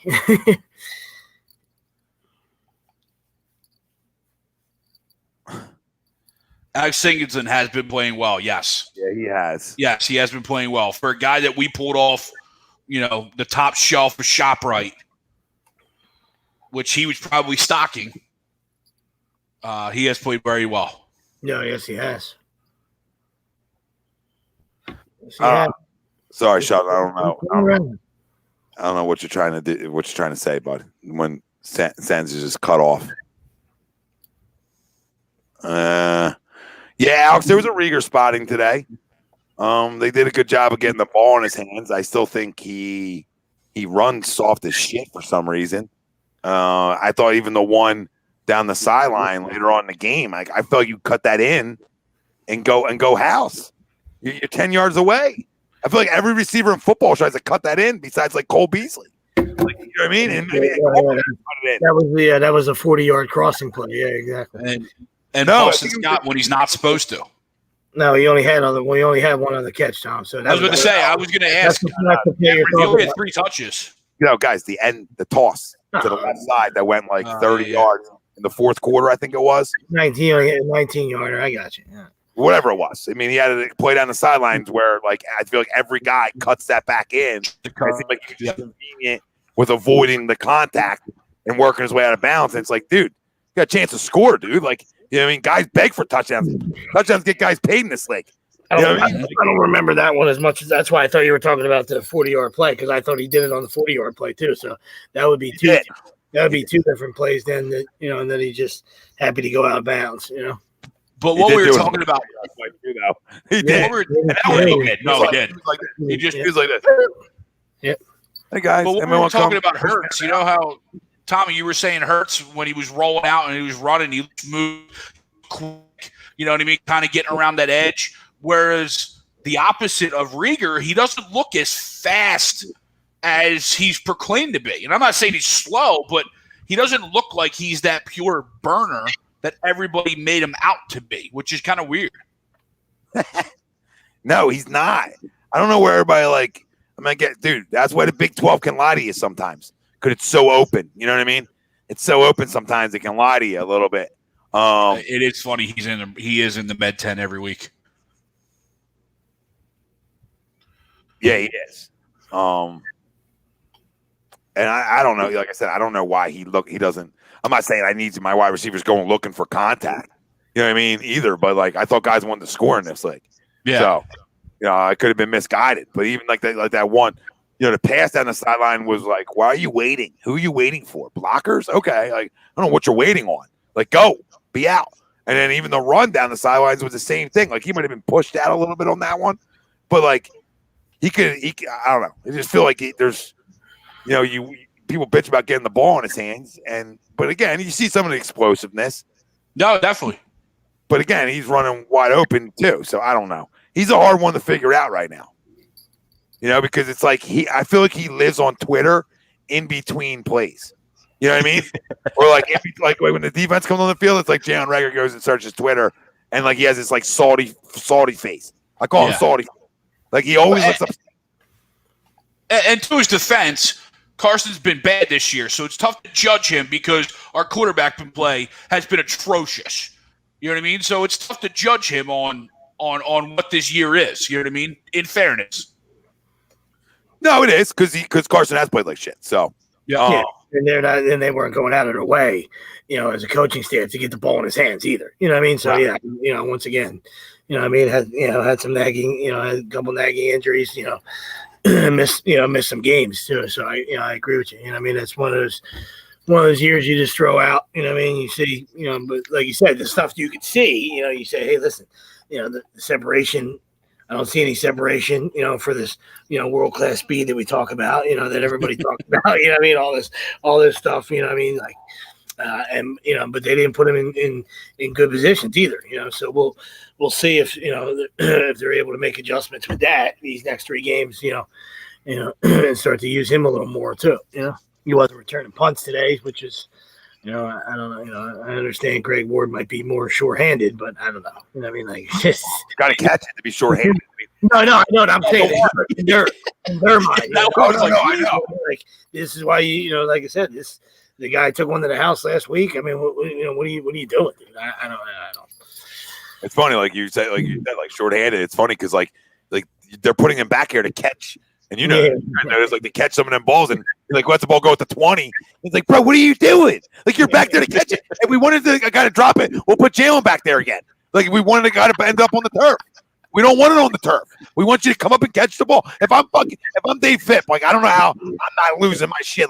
You got nothing else to get mad over. I feel like as a special teams coach, outside of yelling at Jake Elliott or your punt returner, what do you really see on game day that you're like, yo, you were on your assignment? Besides Corey Clement getting the ball hit at him. Besides the onside kick. But it's I'm chewing you up as soon as that ball hits. As soon as you get out of the way of it again, and it's oh my God. So it's funny. It's funny. But you're right. I mean, Sweep said it early on in the game, the first return, I guess I'm not using Reagor today. It's dude, the guy just returned a punt for you. You would think you'd want that. You'd want that. Those are good things. Yeah. I think Washington won a game today without an offensive touchdown. So you need to do things like that. Yes, it's called instant offense in all sports. In every sport, not just football. You know what I mean? Hey, get the guy let's get this guy to the plate because he can lose a ball. You know what I mean? Hey, let's get this guy.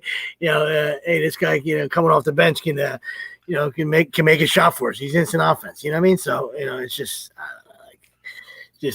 A lot of their decisions are make you scratch your head. You know what I mean? So they got a lot of evaluating to do in that locker room. You know what I mean? Like, the guys that got to look in the mirror. I'm not saying after today. I'm just saying after this year, whenever it's over, there's got to be a lot of reflection. Both from the front office and the coaching staff and in that locker room. You know what I mean? Yeah. Sheldon, I don't know. I don't know why I'm more like not jacked up over a win because we're 4-8-1, bro. Like, I mean, I feel good that we won a game, but like, I don't know why you're trying to act like that I care who wins the football game for us. Like, you're reaching, bro. Like, now you're really stretching it and reaching. So, you can say if I was a fan of the quarterback, I wouldn't do Eagle shows. You understand? I wouldn't do Eagle shows. So, and I wouldn't come on and talk about Jalen Hurts for an hour and a half tonight either. So, you're really just looking and reaching for stuff, buddy. So continue. Keep working hard over there. Keep working hard, bud. You're really typing up gems tonight.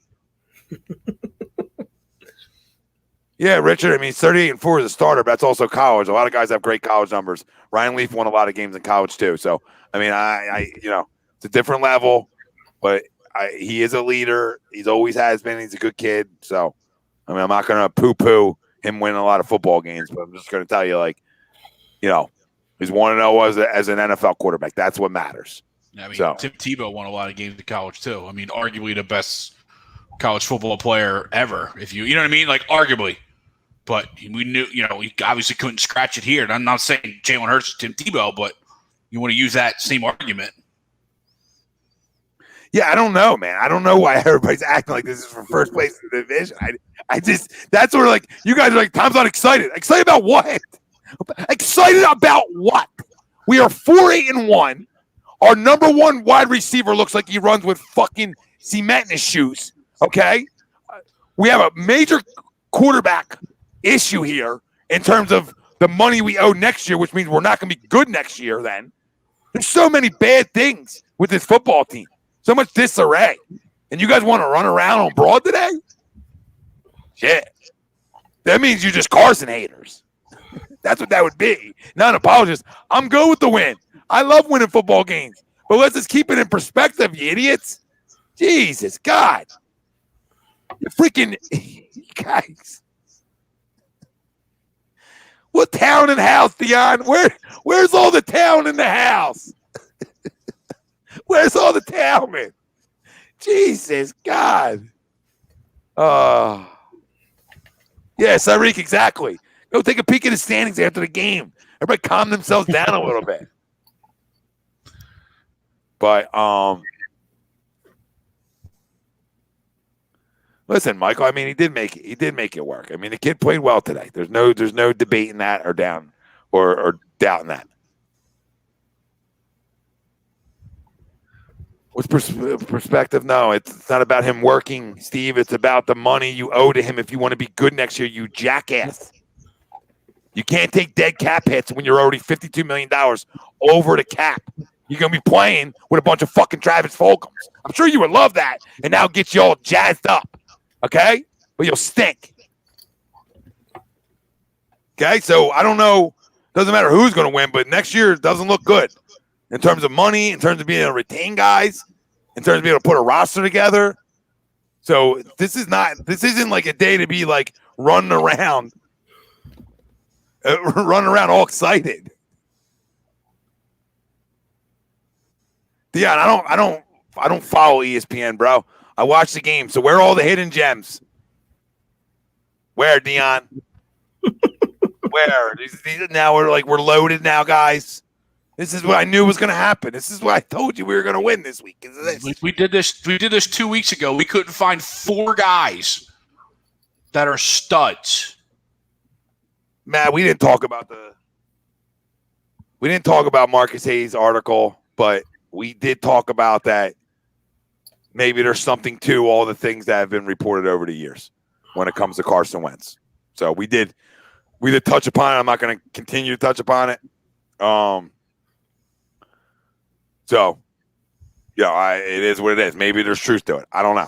I thought the one kid looked like a leader today. So that's the big time credit I'm giving.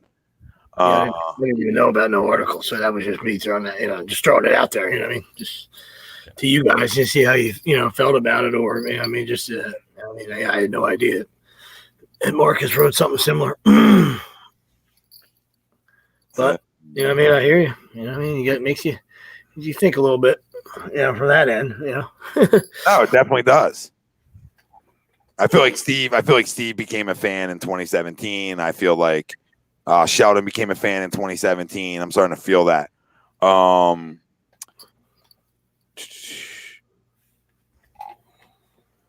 Yeah, a lot of trolls are out tonight, and that's okay. But that's what we all knew we were going to get. Did we all know about what about Fulgham? That he's not good enough, Dion? So, what did I know? I could have told you that. I told you that in week 1 when he went off, and you guys were all freaking thought you had Jerry Rice and a combo of Randy Moss. I told you. You think it's going to happen every week? So now what you're going to come back with is you're going to tell me how he's not on the field enough. Okay, fair, Dion. If he's so good when he is on the field, he would get the fuck open, and if not, he would catch the ball. So stop. So you're going to ask us if we knew about Travis Fulgham before he signed on a practice squad here. That's what you're going to ask us. That's the comment of the night. The freaking stupidity. You're not getting even any worse tonight here. Did you know he existed? Because he doesn't exist again. So there was nothing to know. Old ass Alshon put him back on the bench.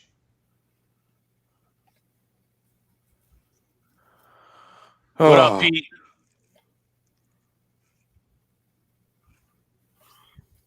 Oh, I'm sorry.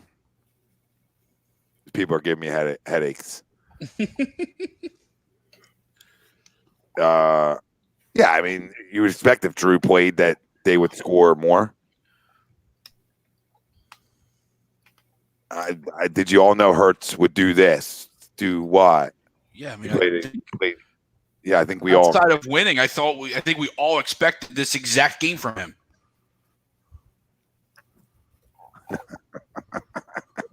Jesse says people with 500 credit scores telling us in the chat how to move Wentz's money.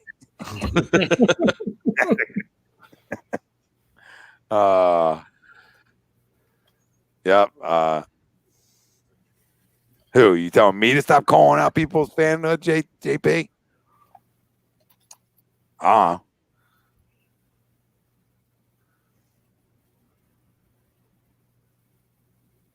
Yeah, I don't save games, Sheldon. So you're getting corny now, bro.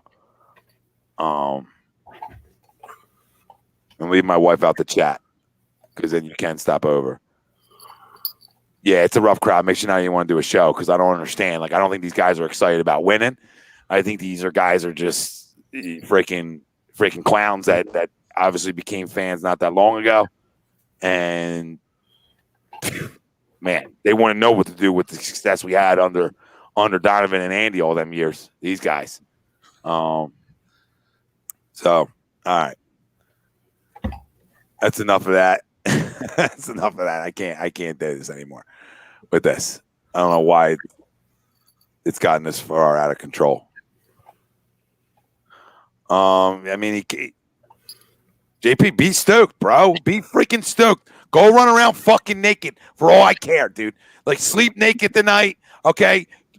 Freaking, touch yourself 15 times, all right? Do it. I mean, have a field day with yourself. Be happy. Be happy.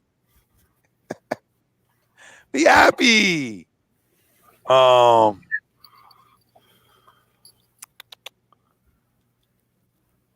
Okay, Steve says, let's talk about Hurts and Sanders going for 2 bills on the ground and the 55 games that the Saints haven't allowed 100-yard rusher, let alone 2.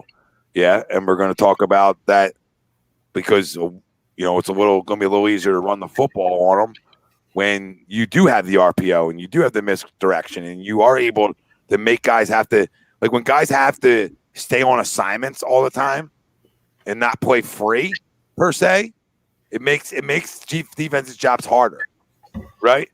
And you're not going to take out any of the other runs, but I mean, one of them, Miles doesn't come close to 100 if he doesn't have a monster 82-yarder. So I mean, he still has to have it, and he still did it. So credit to Miles. It's a big run and made guys miss and showed why he's a freaking explosive as shit. Yep. You know what I mean? But we knew that having Hurts at quarterback, that it would help Miles in the run game. Always try to get some holes, get some seams, right, and some stuff you did see today. So, credit to him. I mean, but that's what you're going to get with this. You're going to be a better running team, Steve, than you would be with Carson. I mean, that doesn't have to be a guarantee that you're a better run team, but you should be a little bit of a better run team because you're going to cater to running the football more. You're not going to throw the ball 40 times a game. Right. Yeah. You're going to have designed runs. You're going to have even designed RPOs to hand the ball off. There is no pass option. You know what I mean? It's almost like just a run option. It's just who's taking it, whether it's Hurts or whether it's Miles. Yeah, for sure. For sure.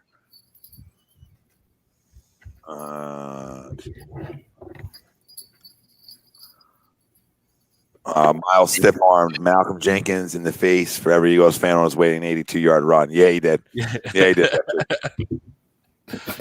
Yeah, that was pretty ironic. Yeah. The nerdy sports guy said 7 points all second half. Curious what the chat is so excited about. Yeah.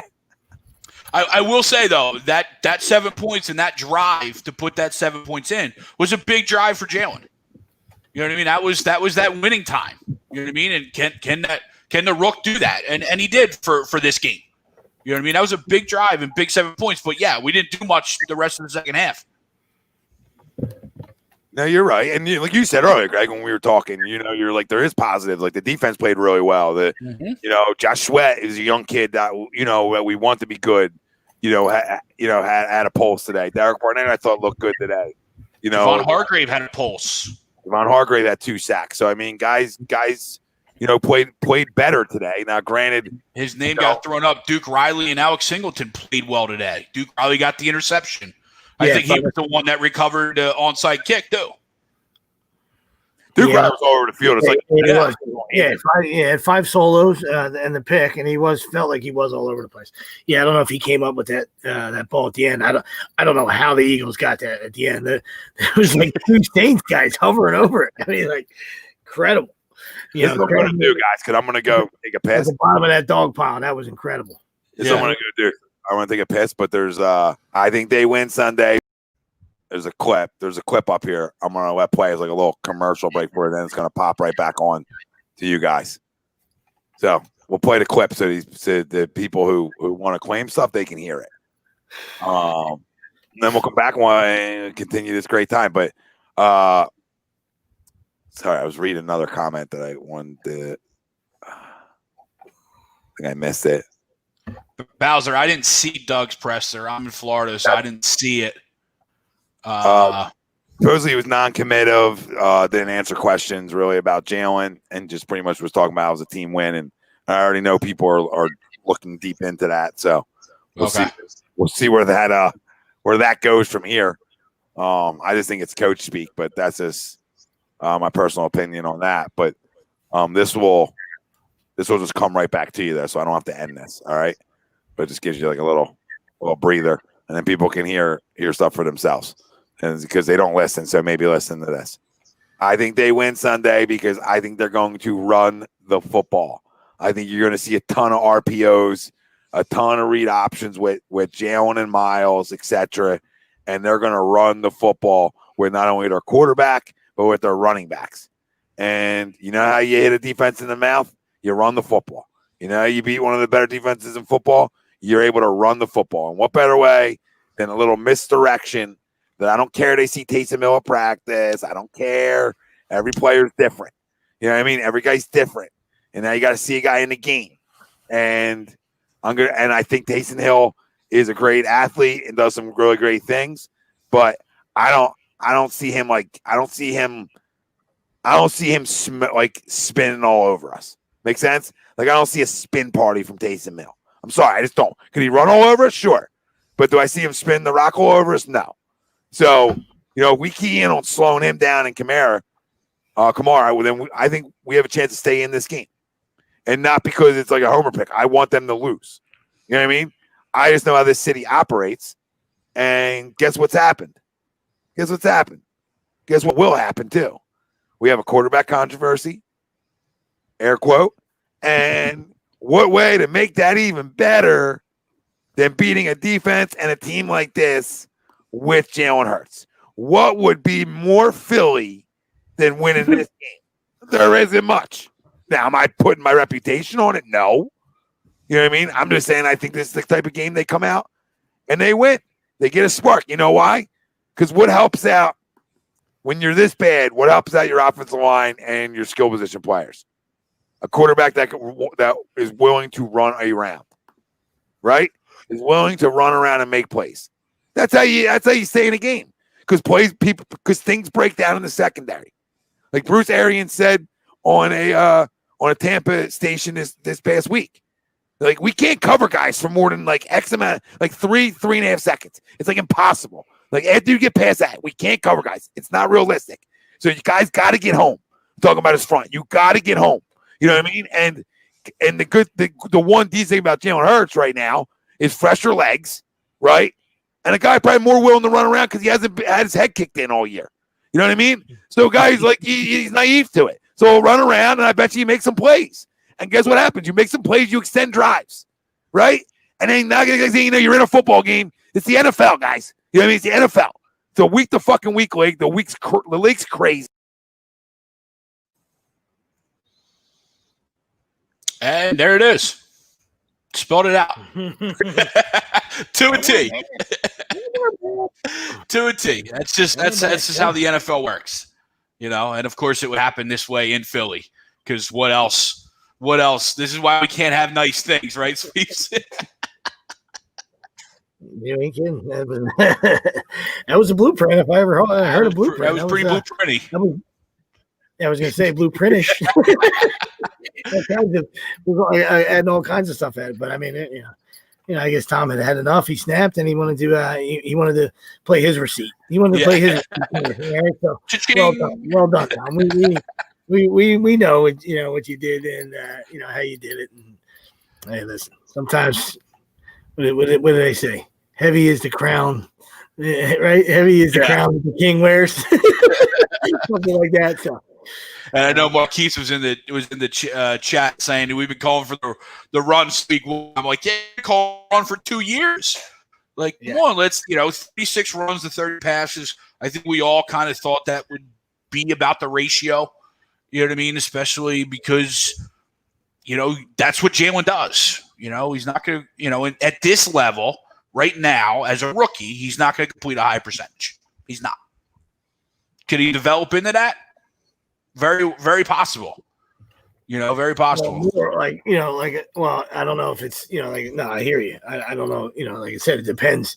I don't think he's going to stretch the field. That's when the percentage goes down. You know what I mean? So you can not easily, but if they have all kinds of, quick hitters and all kinds of short stuff, in the game plan, then then he can complete them, and then all of a sudden those numbers could look better than they might, than they actually might be. You know what I mean? So it's when you start to stretch the field, you see how that completion percentage is and all that stuff like there. So we'll see. Like I said, it was it's one game sample size.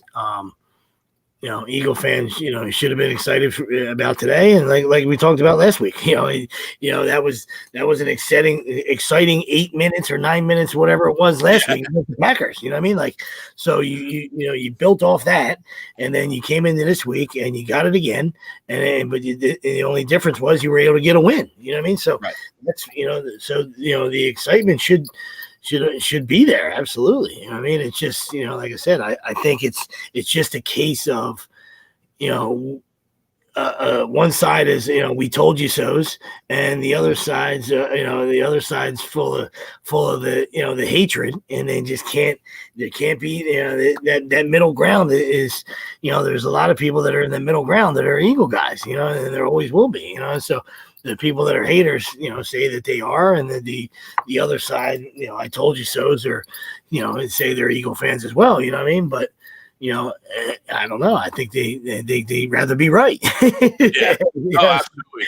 Sometimes, So, we'll see. It doesn't take away, like I said, like, your fandom or anything like that, or tell people how they can root or who they can root for, you know what I mean? But at the end of the day, it should be you can love, a whole roster. You can love, 10 guys on your team, you know what I mean? But, at the end of the day, you're a fan of the team, you're an Eagles fan at the end of the day, or, instead of, that particular person, it doesn't mean that, he doesn't have to, that player could be your favorite, and you listen, you want the best for him. He's a great dude, on and off the field and all that stuff, you know what I mean? So you want to see him succeed, and, yada, yada, yada. But, it should always come down to, how the team plays, you know what I mean? Absolutely.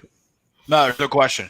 And now again, we're going to see what becomes of, the Jalen Hurts experience, right? Because, while Doug was non-committal in his presser and everything, he was also non-committal last week too, up until Tuesday, I think he announced it, Tuesday or Wednesday, when they actually got back to work. So, I'm sure. Probably Wednesday officially, right? I think, Yeah, I'm sure he'll probably announce it Wednesday when they get back to practice. And now, now we're going to start building sample sizes for Jalen, and we'll see what defenses do. Because even in this game, the Saints changed up their defense, as you mentioned earlier, in the second half. They came out of halftime and were like, yo, we're letting this kid run all over the place because that's what this kid can do. 30 minutes. 30 minutes, they looked lost. And, if 30 minutes they look lost, and credit to everything Jalen was doing, especially right before the half, he marches them right down there. Should have had 3. And Elliott, does what Elliott does. You know what I mean? Yeah. According to some people, that's not true, but that's what he does. So then that was huge momentum for the Saints. It should be 20-0, thoroughly outplayed, 20-0. Instead, you still a 3-possession game at 17-0, and then to their credit, that's why they're a good football team, and that's why they were 10-2 coming into the game, because their ability, not only are they talented, but their ability to make adjustments and game plan and all that stuff, and that's what they were able to make second half adjustments, and and that got a little bit hairy right there, and then it did. Like you alluded to, that's the one drive you needed. You got it. All right. You got it. Absolutely. That's how you win football games, because, if you don't do nothing there, you saw that they had another score in them, and, you were even a field goal there. If you don't, that's the other thing. Like, it's one thing to march your team down into the red zone, give them a scoring opportunity. Right. Well, who knows if Elliott's going to, shank eponymous or not, you know what I mean? But it's another thing to finish a drive with a touchdown there and make that a 2-score game, whereas 20-14, you still got to, your defense, still has to bow up. And I understand, when a 6-point game, maybe the defense doesn't allow that last touchdown. I don't know. Right. But a touchdown, you lose. Touchdown loses, though. Yeah, we'll never know exactly. Yeah. So even though you do enough where you put your team in, into a scoring position, the fact you get 7s instead of 3s was able to, win that football game for you. So, you take it for the kid, man. The kid, played awesome. And, like I said, I don't, bother with that other noise. I mean, I know, it's getting Tom all fired up because I guess, people are shooting darts at him, you know what I mean? But at the end of the day, I mean, I don't know, what they expected tonight to be like, this giant party where champagne was being popped and pom-poms are being thrown out. You know what I mean? Like for you two guys, you guys are Eagle fans. I'm not, even if Willie was here, he would say the same thing. At the end of the day, it's an awesome win. Kid played great.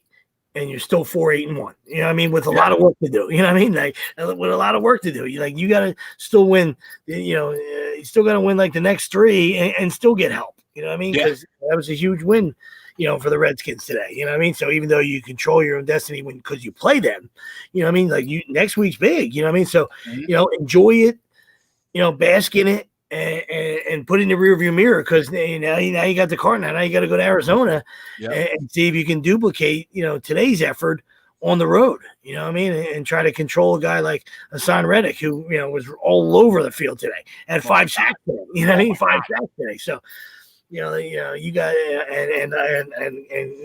with Kyler Murray and with this secondary, the Eagles is even before they're banged up. We know this secondary isn't their strength, and now you got to go line up with D-Hop, and you got to slow him down. You know what I mean? Yep. So like I said, you enjoy it while it lasts. You know what I mean? But I would, at this point, it's almost midnight. It's time to put it in the rearview mirror and get yourself ready for a huge game in Arizona. You know what I mean? To, continue your season, continue your hopes of a division title, no matter, how bad a division is and all that, all that other stuff. You know what I mean? Like that's what you're still playing for. That's the only reason that you're still in it. You're hanging your hat on, hey, listen, that tie, as much as we laughed about it, is still looming. That's the reason why you're in it.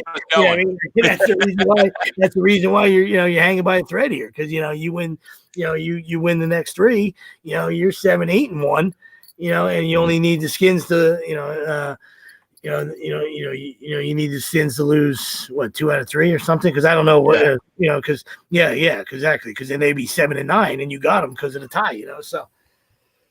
It is what it is. You know what I mean? And especially a Cardinals team that always plays as well, regardless if Jake Plummer's quarterback or Matt Leinert's quarterback. You know what I mean? Like the Cardinals always play as tough, especially in Arizona, where we just struggle out there, regardless of the teams, regardless of the seasons, regardless of the teams. We struggle in Arizona, and that's going to be a big game coming up.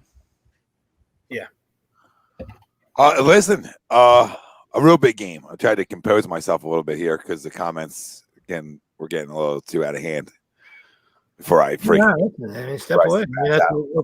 That's what we were talking about. We were saying, like, Diggs 10-1. We understood you were. You were in the bunker taking on grenades. I get it. So you had to play that little you play the little public service announcement commercial for everybody on the way out. You know what I mean? Like we know it, we heard it, we're around you. You know what I mean? So for the other guys that maybe only pop in on Sundays, or maybe they just popped in because it was Trollville tonight, but. You know what I mean? That was a blueprint. That was a public service announcement blueprint that you threw out there. So, you know what I mean? Listen, it is what it is. Ted, it's obvious to see today's game not to fire Howie. You would hope. I mean, he's the one running around with his checkbook. Now granted, there's no signing gets done without Jeffrey Lurie, but he puts his trust into these guys to make the right decisions. So, I don't know how it does. I don't know how it bodes well for Howie Roseman, for the guy he just signed and not be playing and then finally win a game like this. You know what I mean? Like, that doesn't bode well. You could say like the pick saves his job in a way, but I don't see it that way. Not when you put your team in cap hell to try to win, and then your franchise guy, could be on the bench or could not be here. In terms of the money you tied into your franchise guy. Not saying he is a franchise guy anymore, just making the point. You know what I mean? So I don't know what it does for him, guys. I don't know if that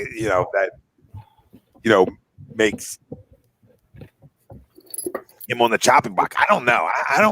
I don't see Jeffrey Lurie making moves. I just don't. It's not how he is. He's usually not reactionary to stuff, but we'll see. We'll see what this year did to him. We'll see.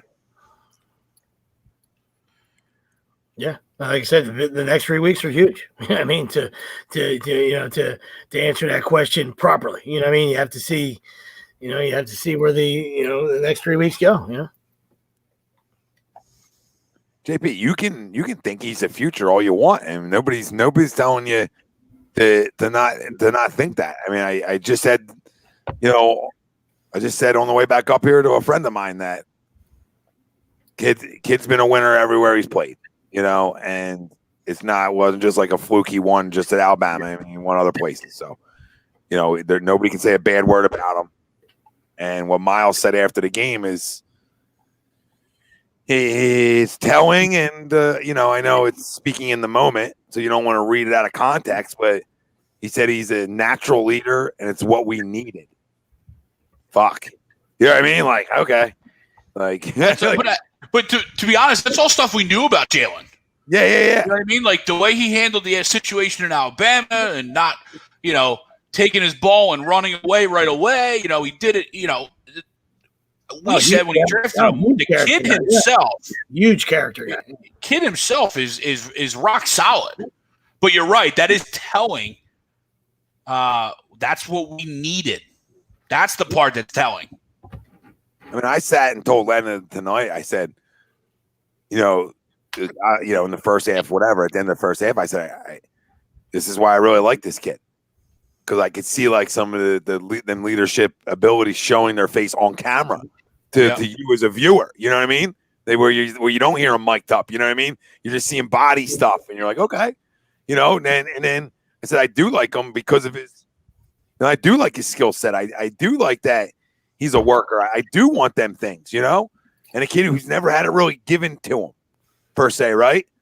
Granted he left Alabama, but I mean everybody would leave that situation at that point. Tua is the guy, Tua is going to be a top 5 pick. It's to his team. And, and then take your ball and leave at that point. You know what I mean? But he didn't do it right away. And when he could have. So, I mean, he stuck out that other year. And listen, guys play up for leaders, man. I don't know. This is National Football League where everybody's got talent. You know what I mean? So the intangibles do help you win games. Talent helps you win games too. And we know his arm strength isn't Wentz talent, but can the other things make up for it? Maybe again, we're talking about 5 quarters of football. So the next week to me is that next big test for him to see what you go do against an Arizona team that now has more tape on you. And if you go out and you do some of the things you did again today. Right, then you start ordering. Then you get closer to ordering your jerseys in terms of that, and an Arizona team that's fighting for a playoff spot. Yep, just like you are now at this point. I mean, I know it's laughable, but I mean that's the only reason that you like. If I understand it, people are like a little jazzed up out there because they got that playoff feeling in them again. Then go ahead. You know what I mean? If that's the reason you're excited, then go right ahead as a fan. I'm not going to tell you what to be excited about in terms of that. You know what I mean? Because it does give you next week again, right? And as a fan and no Sixers on yet and no other sports, you want that next week. You somehow go find a way to beat Arizona, then guess what you get? Then you get another week. And 2 division games. Division games. The ones that matter the most. Because I'll be honest with you, he goes now. Granted, we saw 4-game great sample size out of Carson Wentz at the end of last year too. All right, but he also didn't. They also didn't beat a team like the Saints. But at the end of the day, you go win and get this team. If you got this team in a Dan's bad division or not, I mean, you come into next year with a lot of stuff you got to figure out. I'm glad I'm not in that position. That's all. I'm glad I'm not the one who writes the checks and makes them decisions. Yep. So it would the way Philly is, like the way Philly is, we win this division. That's just the way it is, as you can tell by the chat tonight. You're absolutely right. Go lock it in right now. I don't want to go there yet, but if they beat Arizona next week, you can start the book that. And I don't think Washington beats Seattle next week. So, not if Alex Smith isn't playing. No shot if Alex Smith isn't playing. I don't even care where that game's at either. It's in Washington. It is in Washington. I care a little bit more, I guess. Their defense is so damn good too. I mean, credit. What Mike Tomlin said about Chase Young's funny. Like, I never want to lose that many games to get a guy like you. Yeah, and he's starting to wreak havoc. Then he picked up the fumble today and ran like he's a halfback. Look at that guy. 290 pounds, and he just he's faster than a regular. Separated from everybody. It's incredible. When Chase Young's faster than your number 1 wide receiver. I mean, we were lucky. I'm sorry, what was that? I said he would chase Rager down like DK. Yeah, Yeah, absolutely. like DK coming from behind, young. I was saying we were lucky we saw him week 1 when he was still kind of like getting his NFL legs. Now he's full-grown man. I mean, he dropped back today. Like he dropped back and he dropped back. Not like 5 yards in coverage, but he still dropped back. He didn't rush the passer, and then he decided, oh, there Mullins is right in my scope there. Almost like, he's in my scope. I got this. Like he was just, about to devour him, dude. He just saw him right there. He just ate him up. I mean, you can't teach those instincts. You know what I mean? Like he was like, all right, well, you're not rushing this play. You're just going to drop back in the coverage. And then you're like, oh, this guy's right in front of you. I'm just going to go make a play. It's just he's scary to watch, man. He's something special. Who's not special is Mullins. He's got a couple good CDs out though. That's great. Richard, I mean, statistically, you're wrong, but win-loss wise, you're right. In terms of Wentz having one good year, if you base it off of wins, sure, but off of stats, no. Off of QBR and them things, no. So he's really had one, So I mean, but whatever. Yeah, I mean, Abel. Before we crown anyone, can we see Jalen win a game with his arm first? And if we see the same thing, and we know our wide receivers maybe aren't dog shit, is probably what you're going to say. I'll still venture to say they're dog shit. If he wins the game with his arm, he's doing that outside the pocket, extended plays where guys have time to get open. You know what I mean? So, but you just saw. I mean, like. And this isn't a shot at Jalen. This is just the way it goes, like we talked about. You bring in the other guy, and if you're willing to sit down $100 million, that fucking rattles. That rattles that fucking building like a freaking, you know what I mean, like an earthquake, right? So everybody's on alert. Everybody's on alert, no matter how much you're guaranteed, no matter how much of anything. And if you watch the pregame stuff today, right? And I usually don't. Especially with no fans, of like them warming up and running through their drills and stuff. There was a jump in everybody's step today that you saw, right? And I started to think, man, should I just go hit the money line on this? You know what I mean? And I said, if I do, they'll lose. And as an Eagles fan, I want them to win, so I didn't, right? You know what I mean? So I didn't. I just had them where I had them with the points, right? But you just saw, and usually I don't try to take too much out of that, but it was like you could see where like guys know, man. Guys know if they're willing to do that, they're willing to do anything. And if they're willing to sit him down, then they're willing to trade him somehow next year too. And they're willing to take the bite for 1 year. I don't know how it's feasible. I don't know. Like we were talking about when we came on, guys. We don't know. I mean, that's where Howie Roseman gets paid to be creative. I don't know, but I know it is a dead cap hit of that X amount of money that year. There's no rollover. There's nothing you can do with it. It's dead that year. So you can't even be creative and say, hey, I'm going to roll 25 of it over next year, right? And if they were even with the cap right now, I would say it's a very good possibility you could see that happening. But the fact that they're 52 over, I just don't know how you feel to roster. So we'll see how all that shakes out. Yeah. We have a long time for that right now. But like I said, winners win. Winners find ways to win games and keep their teams in football games. And that's what we were able to do with. So, we move on. And, we whip around the leg a little bit here and give her crumbs and call it a day. But before I let you guys roll on that, who do you give the most credit if you had to give out of these three? Jalen, Doug, and the defense. Who would you give the most credit to today? I would give it to the defense. That's kind of where I was leaning too. I mean, but I guess I would probably. I mean, I hear you, and that's probably where I was leaning. But I mean, as far as spark and overall play and just bringing, you said leadership and the way, just the way that the look in everybody's eyes, whether because he was starting or they felt like they had a chance to win this game. Probably because he was playing. You know what I mean? So Could be. like you said, you saw that before the game, Tom. So that had to do that had to do with him. So I'm going to give it to Jalen. You know what I mean? But that defense was awesome. You know what I mean? That's like I said. That's where I was. 5 sacks, 2 turnovers. You know what I mean? So that's kind of where I was. Maybe 1A, 1B. You know what I mean? Yeah. Definitely not Doug for me. No, Doug was third for me on this. I just put him there because if we crush him for losing, we should give him a little bit of credit for winning the game too.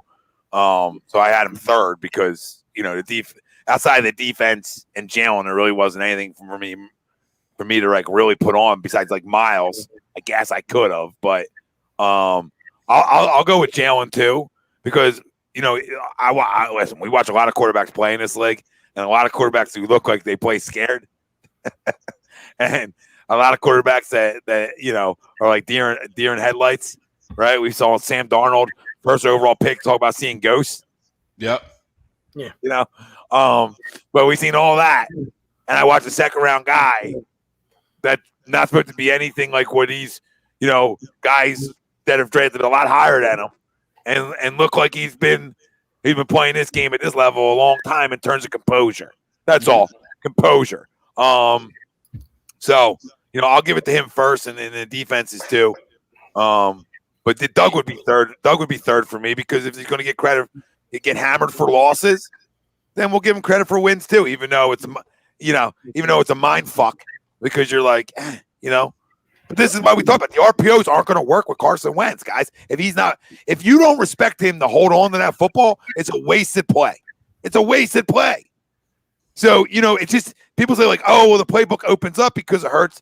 No, it just gives you a little bit more of that, like that keeping linebackers moving, right? But that's what it gives you. No, I completely hear you, but they did it with Nick. You know what I mean? So that's where like my mind goes. But Nick was never keeping the ball either. You know what I mean? Like, so they did it with Nick. Yeah, but what's Nick better at that? What do we know Nick to be better at than what Carson's better at? Throwing YOLO balls. Well, that too, Greg. But we also know that he's better. He's going to get it out. Doing this, yeah. So he's going to get it out.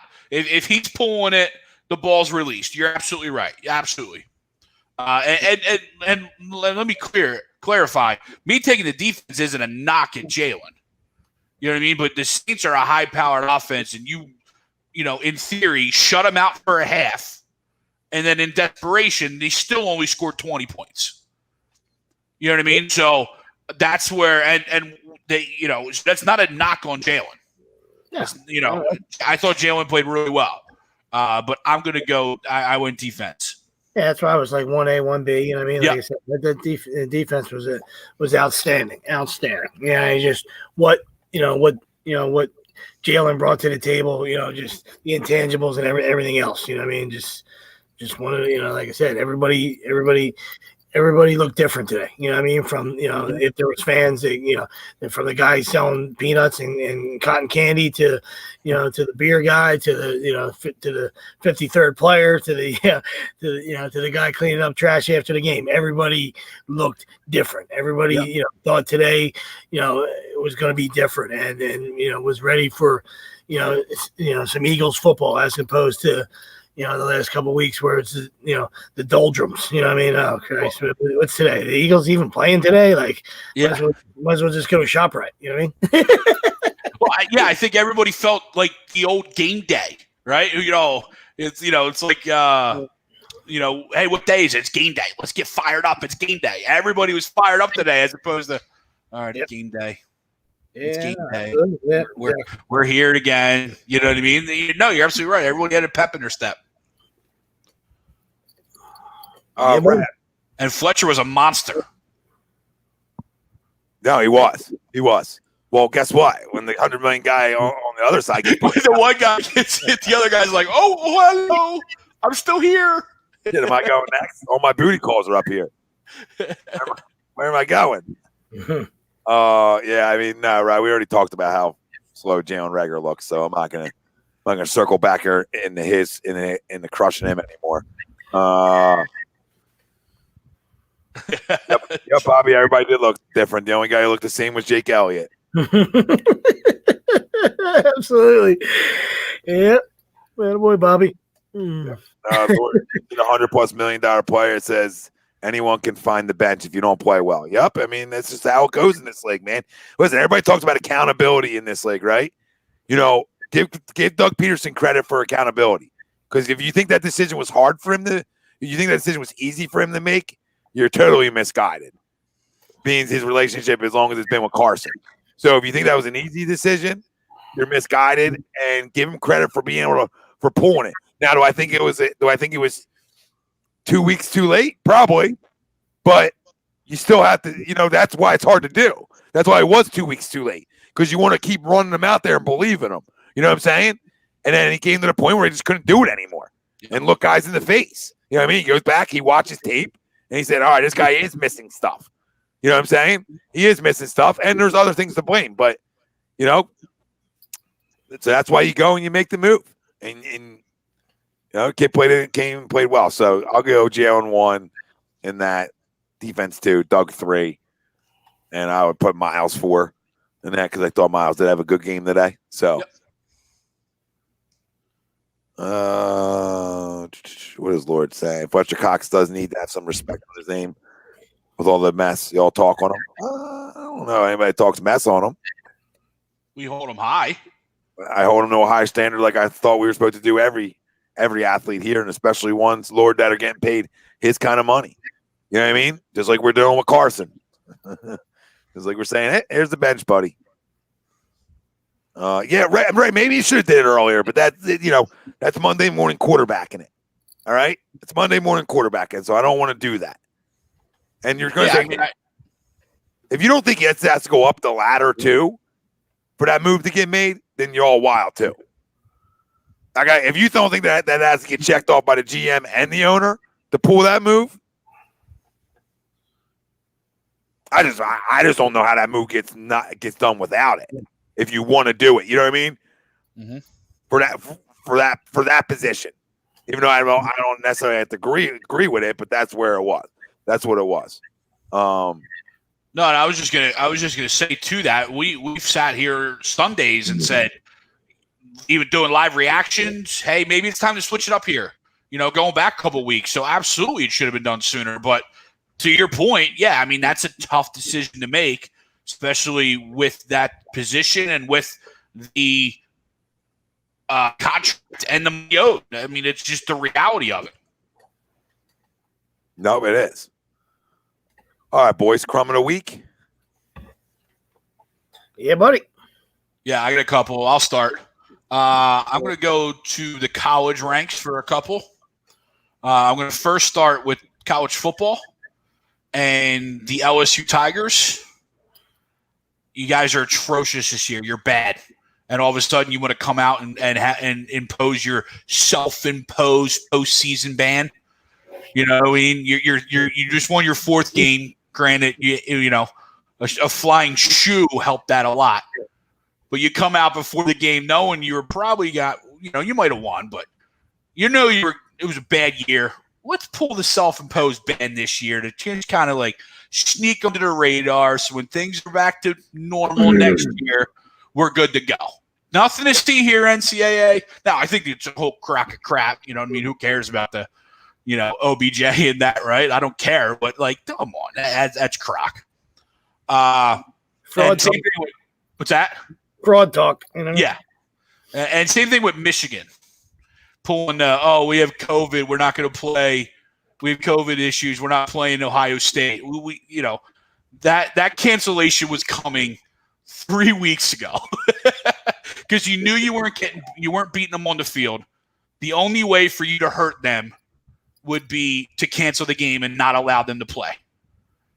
And I don't want to take it lightly because if there was real issues, they're real issues. But the hockey team, both basketball teams were playing on campus all week. Interesting. So if there's true scares of COVID, you would think like other schools have done is just shut everything down for a couple days, right? But hockey played in Ann Arbor, and both that, or at least one, but I thought it was both the men and the women's basketball both played on campus. So, listen, when that came out, I was like, oh, man, that's just convenient as shit for Michigan, huh? It's completely convenient.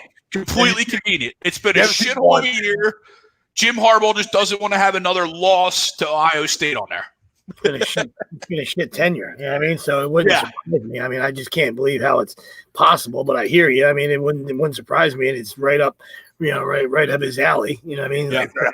Like, a little middle finger on his way out, because he could end up with an NFL job. I mean, you got to imagine that Michigan's going to move on. I mean, I don't know if they will, but I mean, Christ, they got to be tired of looking at this fucking shit too. You know what I mean? So, yeah. But who knows? And then my last one is Coach K. Couple months ago, whenever it was, you were sitting there saying how we couldn't go another basketball season without March Madness. We needed March Madness. And then come the season, you're not as good. You took a couple L's in the non-conference schedule, and now all of a sudden, out of, safety, we're canceling all non-conference games and we're just going to play the conference. What's the difference? That ACC did, or he did that? Yeah, no, he did that. He did that.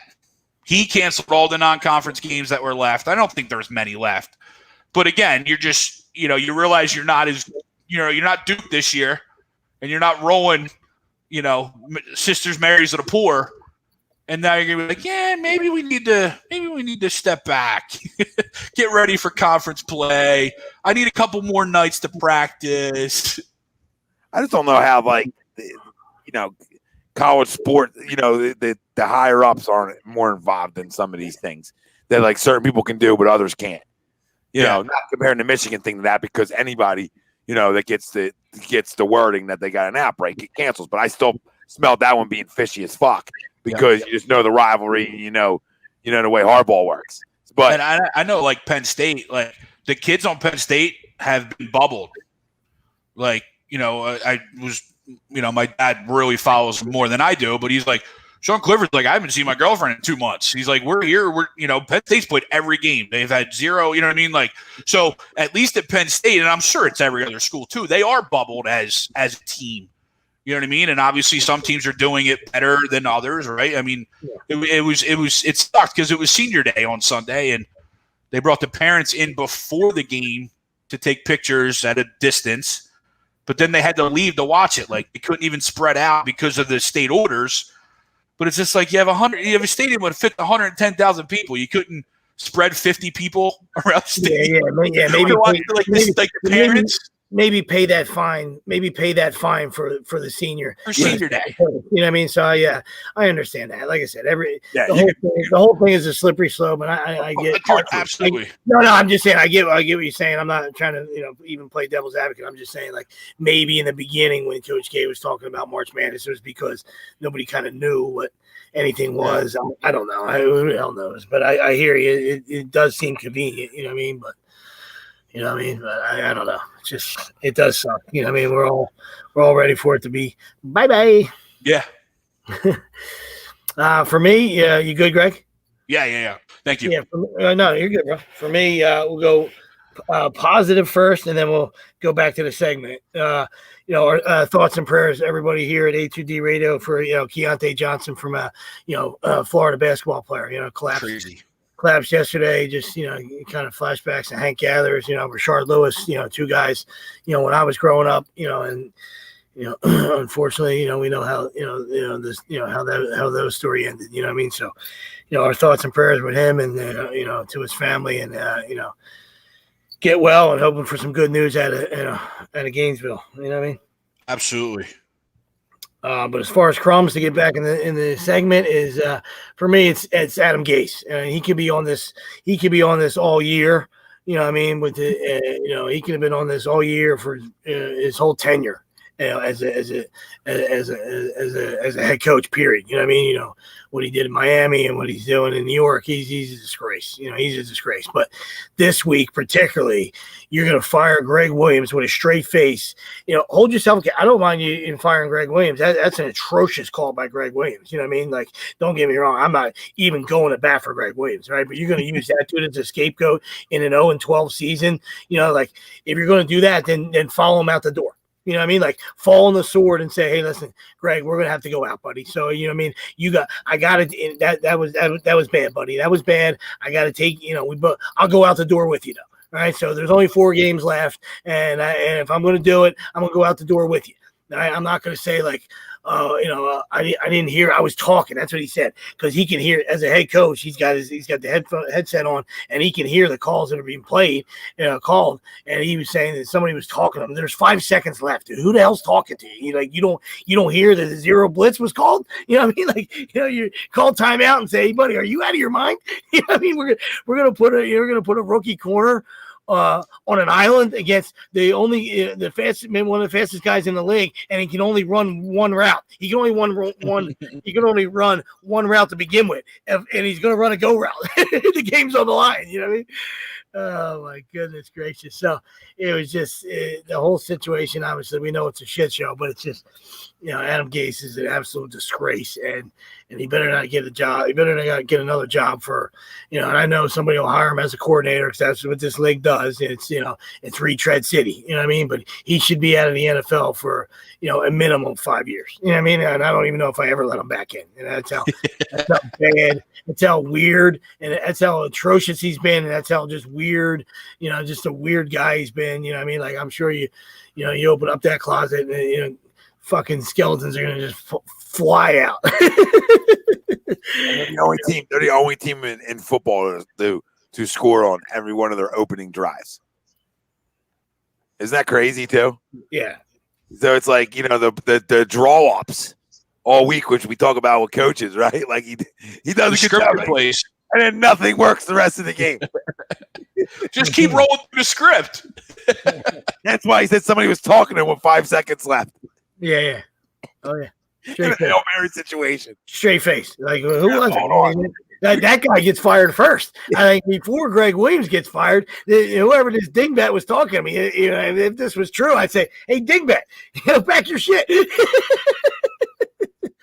Go with Greg. Yeah, of course. Shit. My crumb of the week was when it's Phillies related, right? But it's not even John Middleton, which is surprising. It's Phillies fans this week because, like, I don't know what you guys want.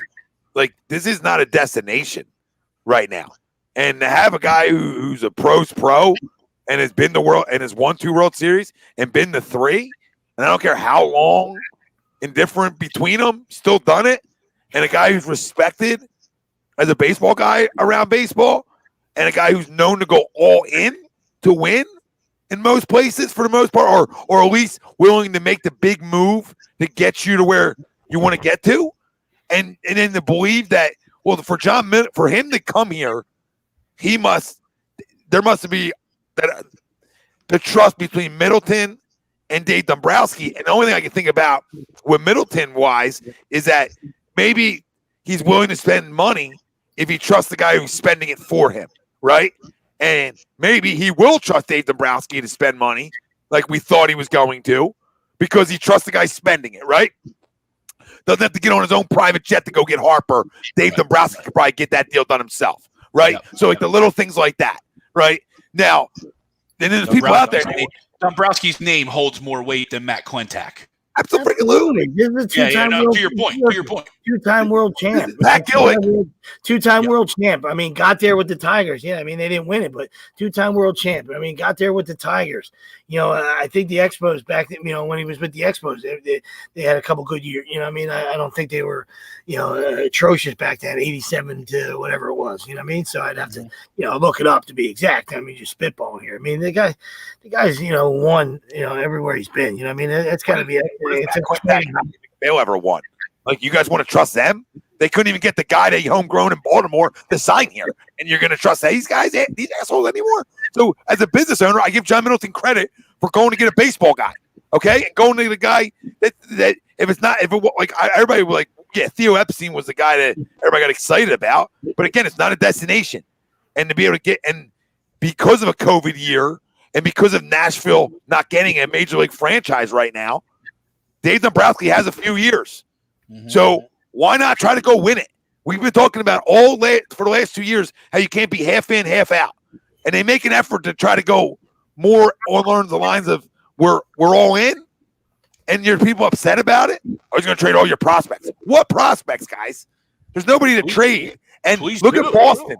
But look at Boston, though. He didn't trade all their prospects. Are you fucking people high? He made one big deal to get J.D. Martinez in home because that was the move they needed to get over the hump offensively. But Benintendi was still there. Bogarts was still there. I mean, the list goes on. Jackie Bradley was still there. The only guy Mookie Betts in his tenure. By the way, people, like Mookie Betts was traded last year. It had nothing to do with Dave Dombrowski. I don't believe it did, right? Because he was out in 2018, right? 2018 was his last year. 2019, I think. Did he have the year they traded Mookie? That doesn't matter anyway. But I thought he was out the year before. I could be wrong now. I don't know. But regardless, he kept most of his he kept his young core. So he's like, I don't know where this whole thing came with me getting rid of everybody. He's like, that's with the Marlins. That's because of Marlins ownership. You know what I mean? So, he won a World Series with the Marlins, and then it was fire sale time. You know what I mean? So, that's not like his thing. That's not like his thing. Like, he doesn't walk around and say, hey man, hire me. I can't wait to, let's win a little bit and I'll just tear it down. You know what I mean? Like the Marlins, that was one of those things. That's what they do. They don't have it. Nobody shows up, the payroll's low and it was time to dismantle it. You know what I mean? So that's what happened there. And then, like I said, for the Red Sox, even if that was true with the Red Sox, which it's not, they won a World Series there. Like, so would you take a World Series? Right. If would you take a World Series if he traded away some of your players? I mean, like, come on. Like, I think you would. You understand how hard it is to win. Who do you guys want? Who do you want? Sports, you know what I mean? So we didn't sign up for a 10-year dynasty. We signed up for this to try to win a couple World Series. That's it. And a couple you're feeling really good. I mean, one makes you feel good. Yeah. You saw how hard it was with the Phillies, 12 years ago. You know what I mean? You won one and it was like, oh man, you expected to win four, and it was like, nah, it's not. I'd be a Dodgers fan. Like, imagine being a Dodgers fan. They spent how many years? Like my buddy Shaw, he finally got over the hump of being a fan. Like, they spend money every year and they have a great farm system. And and all these things. It's hard to win. And so that's all. That was my crumb of the week. I think that's delusional. And then my side piece crumb of the week is listen, I get it. I understand 2020. I understand it, but the Cleveland Indians are a staple. And 2020 is literally trying to take everything it can before 2021 comes in. Like anything it can, it's trying to take on its way out before 21 hits. I mean, I understand it. I understand the politically correct side of it. I get all that, people. I get it. They've been around for fucking ever. If they're offending people, they aren't baseball fans. So whatever the pressure got amounted too much for them, and they made the decision to change it. It is what it is. It doesn't affect me. I'm not an Indians fan, but there's there's a whole movie built around the Cleveland Indians. Is Major League not going to be allowed to be played anymore? Like, I'm just asking for a friend. Like, is that going to come off all platforms and channels? I don't want to talk that into existence, but you know what I mean? Yeah. So it's just, we go too far. We go too far. So this one's another too far one, and it is what it is. So I'm not up in arms about it. I just think it's, it's just ridiculous. So, boys, ton of fun though. Good work, gentlemen. In a way. Yeah. Like, I know people say a lot of time, you came on, you sound like they lost today. And I feel that, right? But I really didn't watch the game like that. Like, I watched the game in with some excitement finally and some high fives and some let's goes. And so, I felt that more because of the trolls that came on.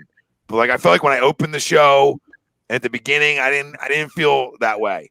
I do feel conflicted because I just don't know what direction my favorite team's going, so I'm conflicted on but I'm up for whatever is going to get us. But I mean, you said it at the end of the day, like you're still 4-8-1. So I mean, I don't know what kind of, me and Greg were talking about when you left. Like I don't know what they expected from either from you or Greg or anybody. You know what I mean? Like screaming from walking on climbing up top of Willie Penn and yelling and painting your chest green and I just like I say, you take it for what it was. It's a great win today. Great job by the kid. Great job by the defense. Great job by everybody.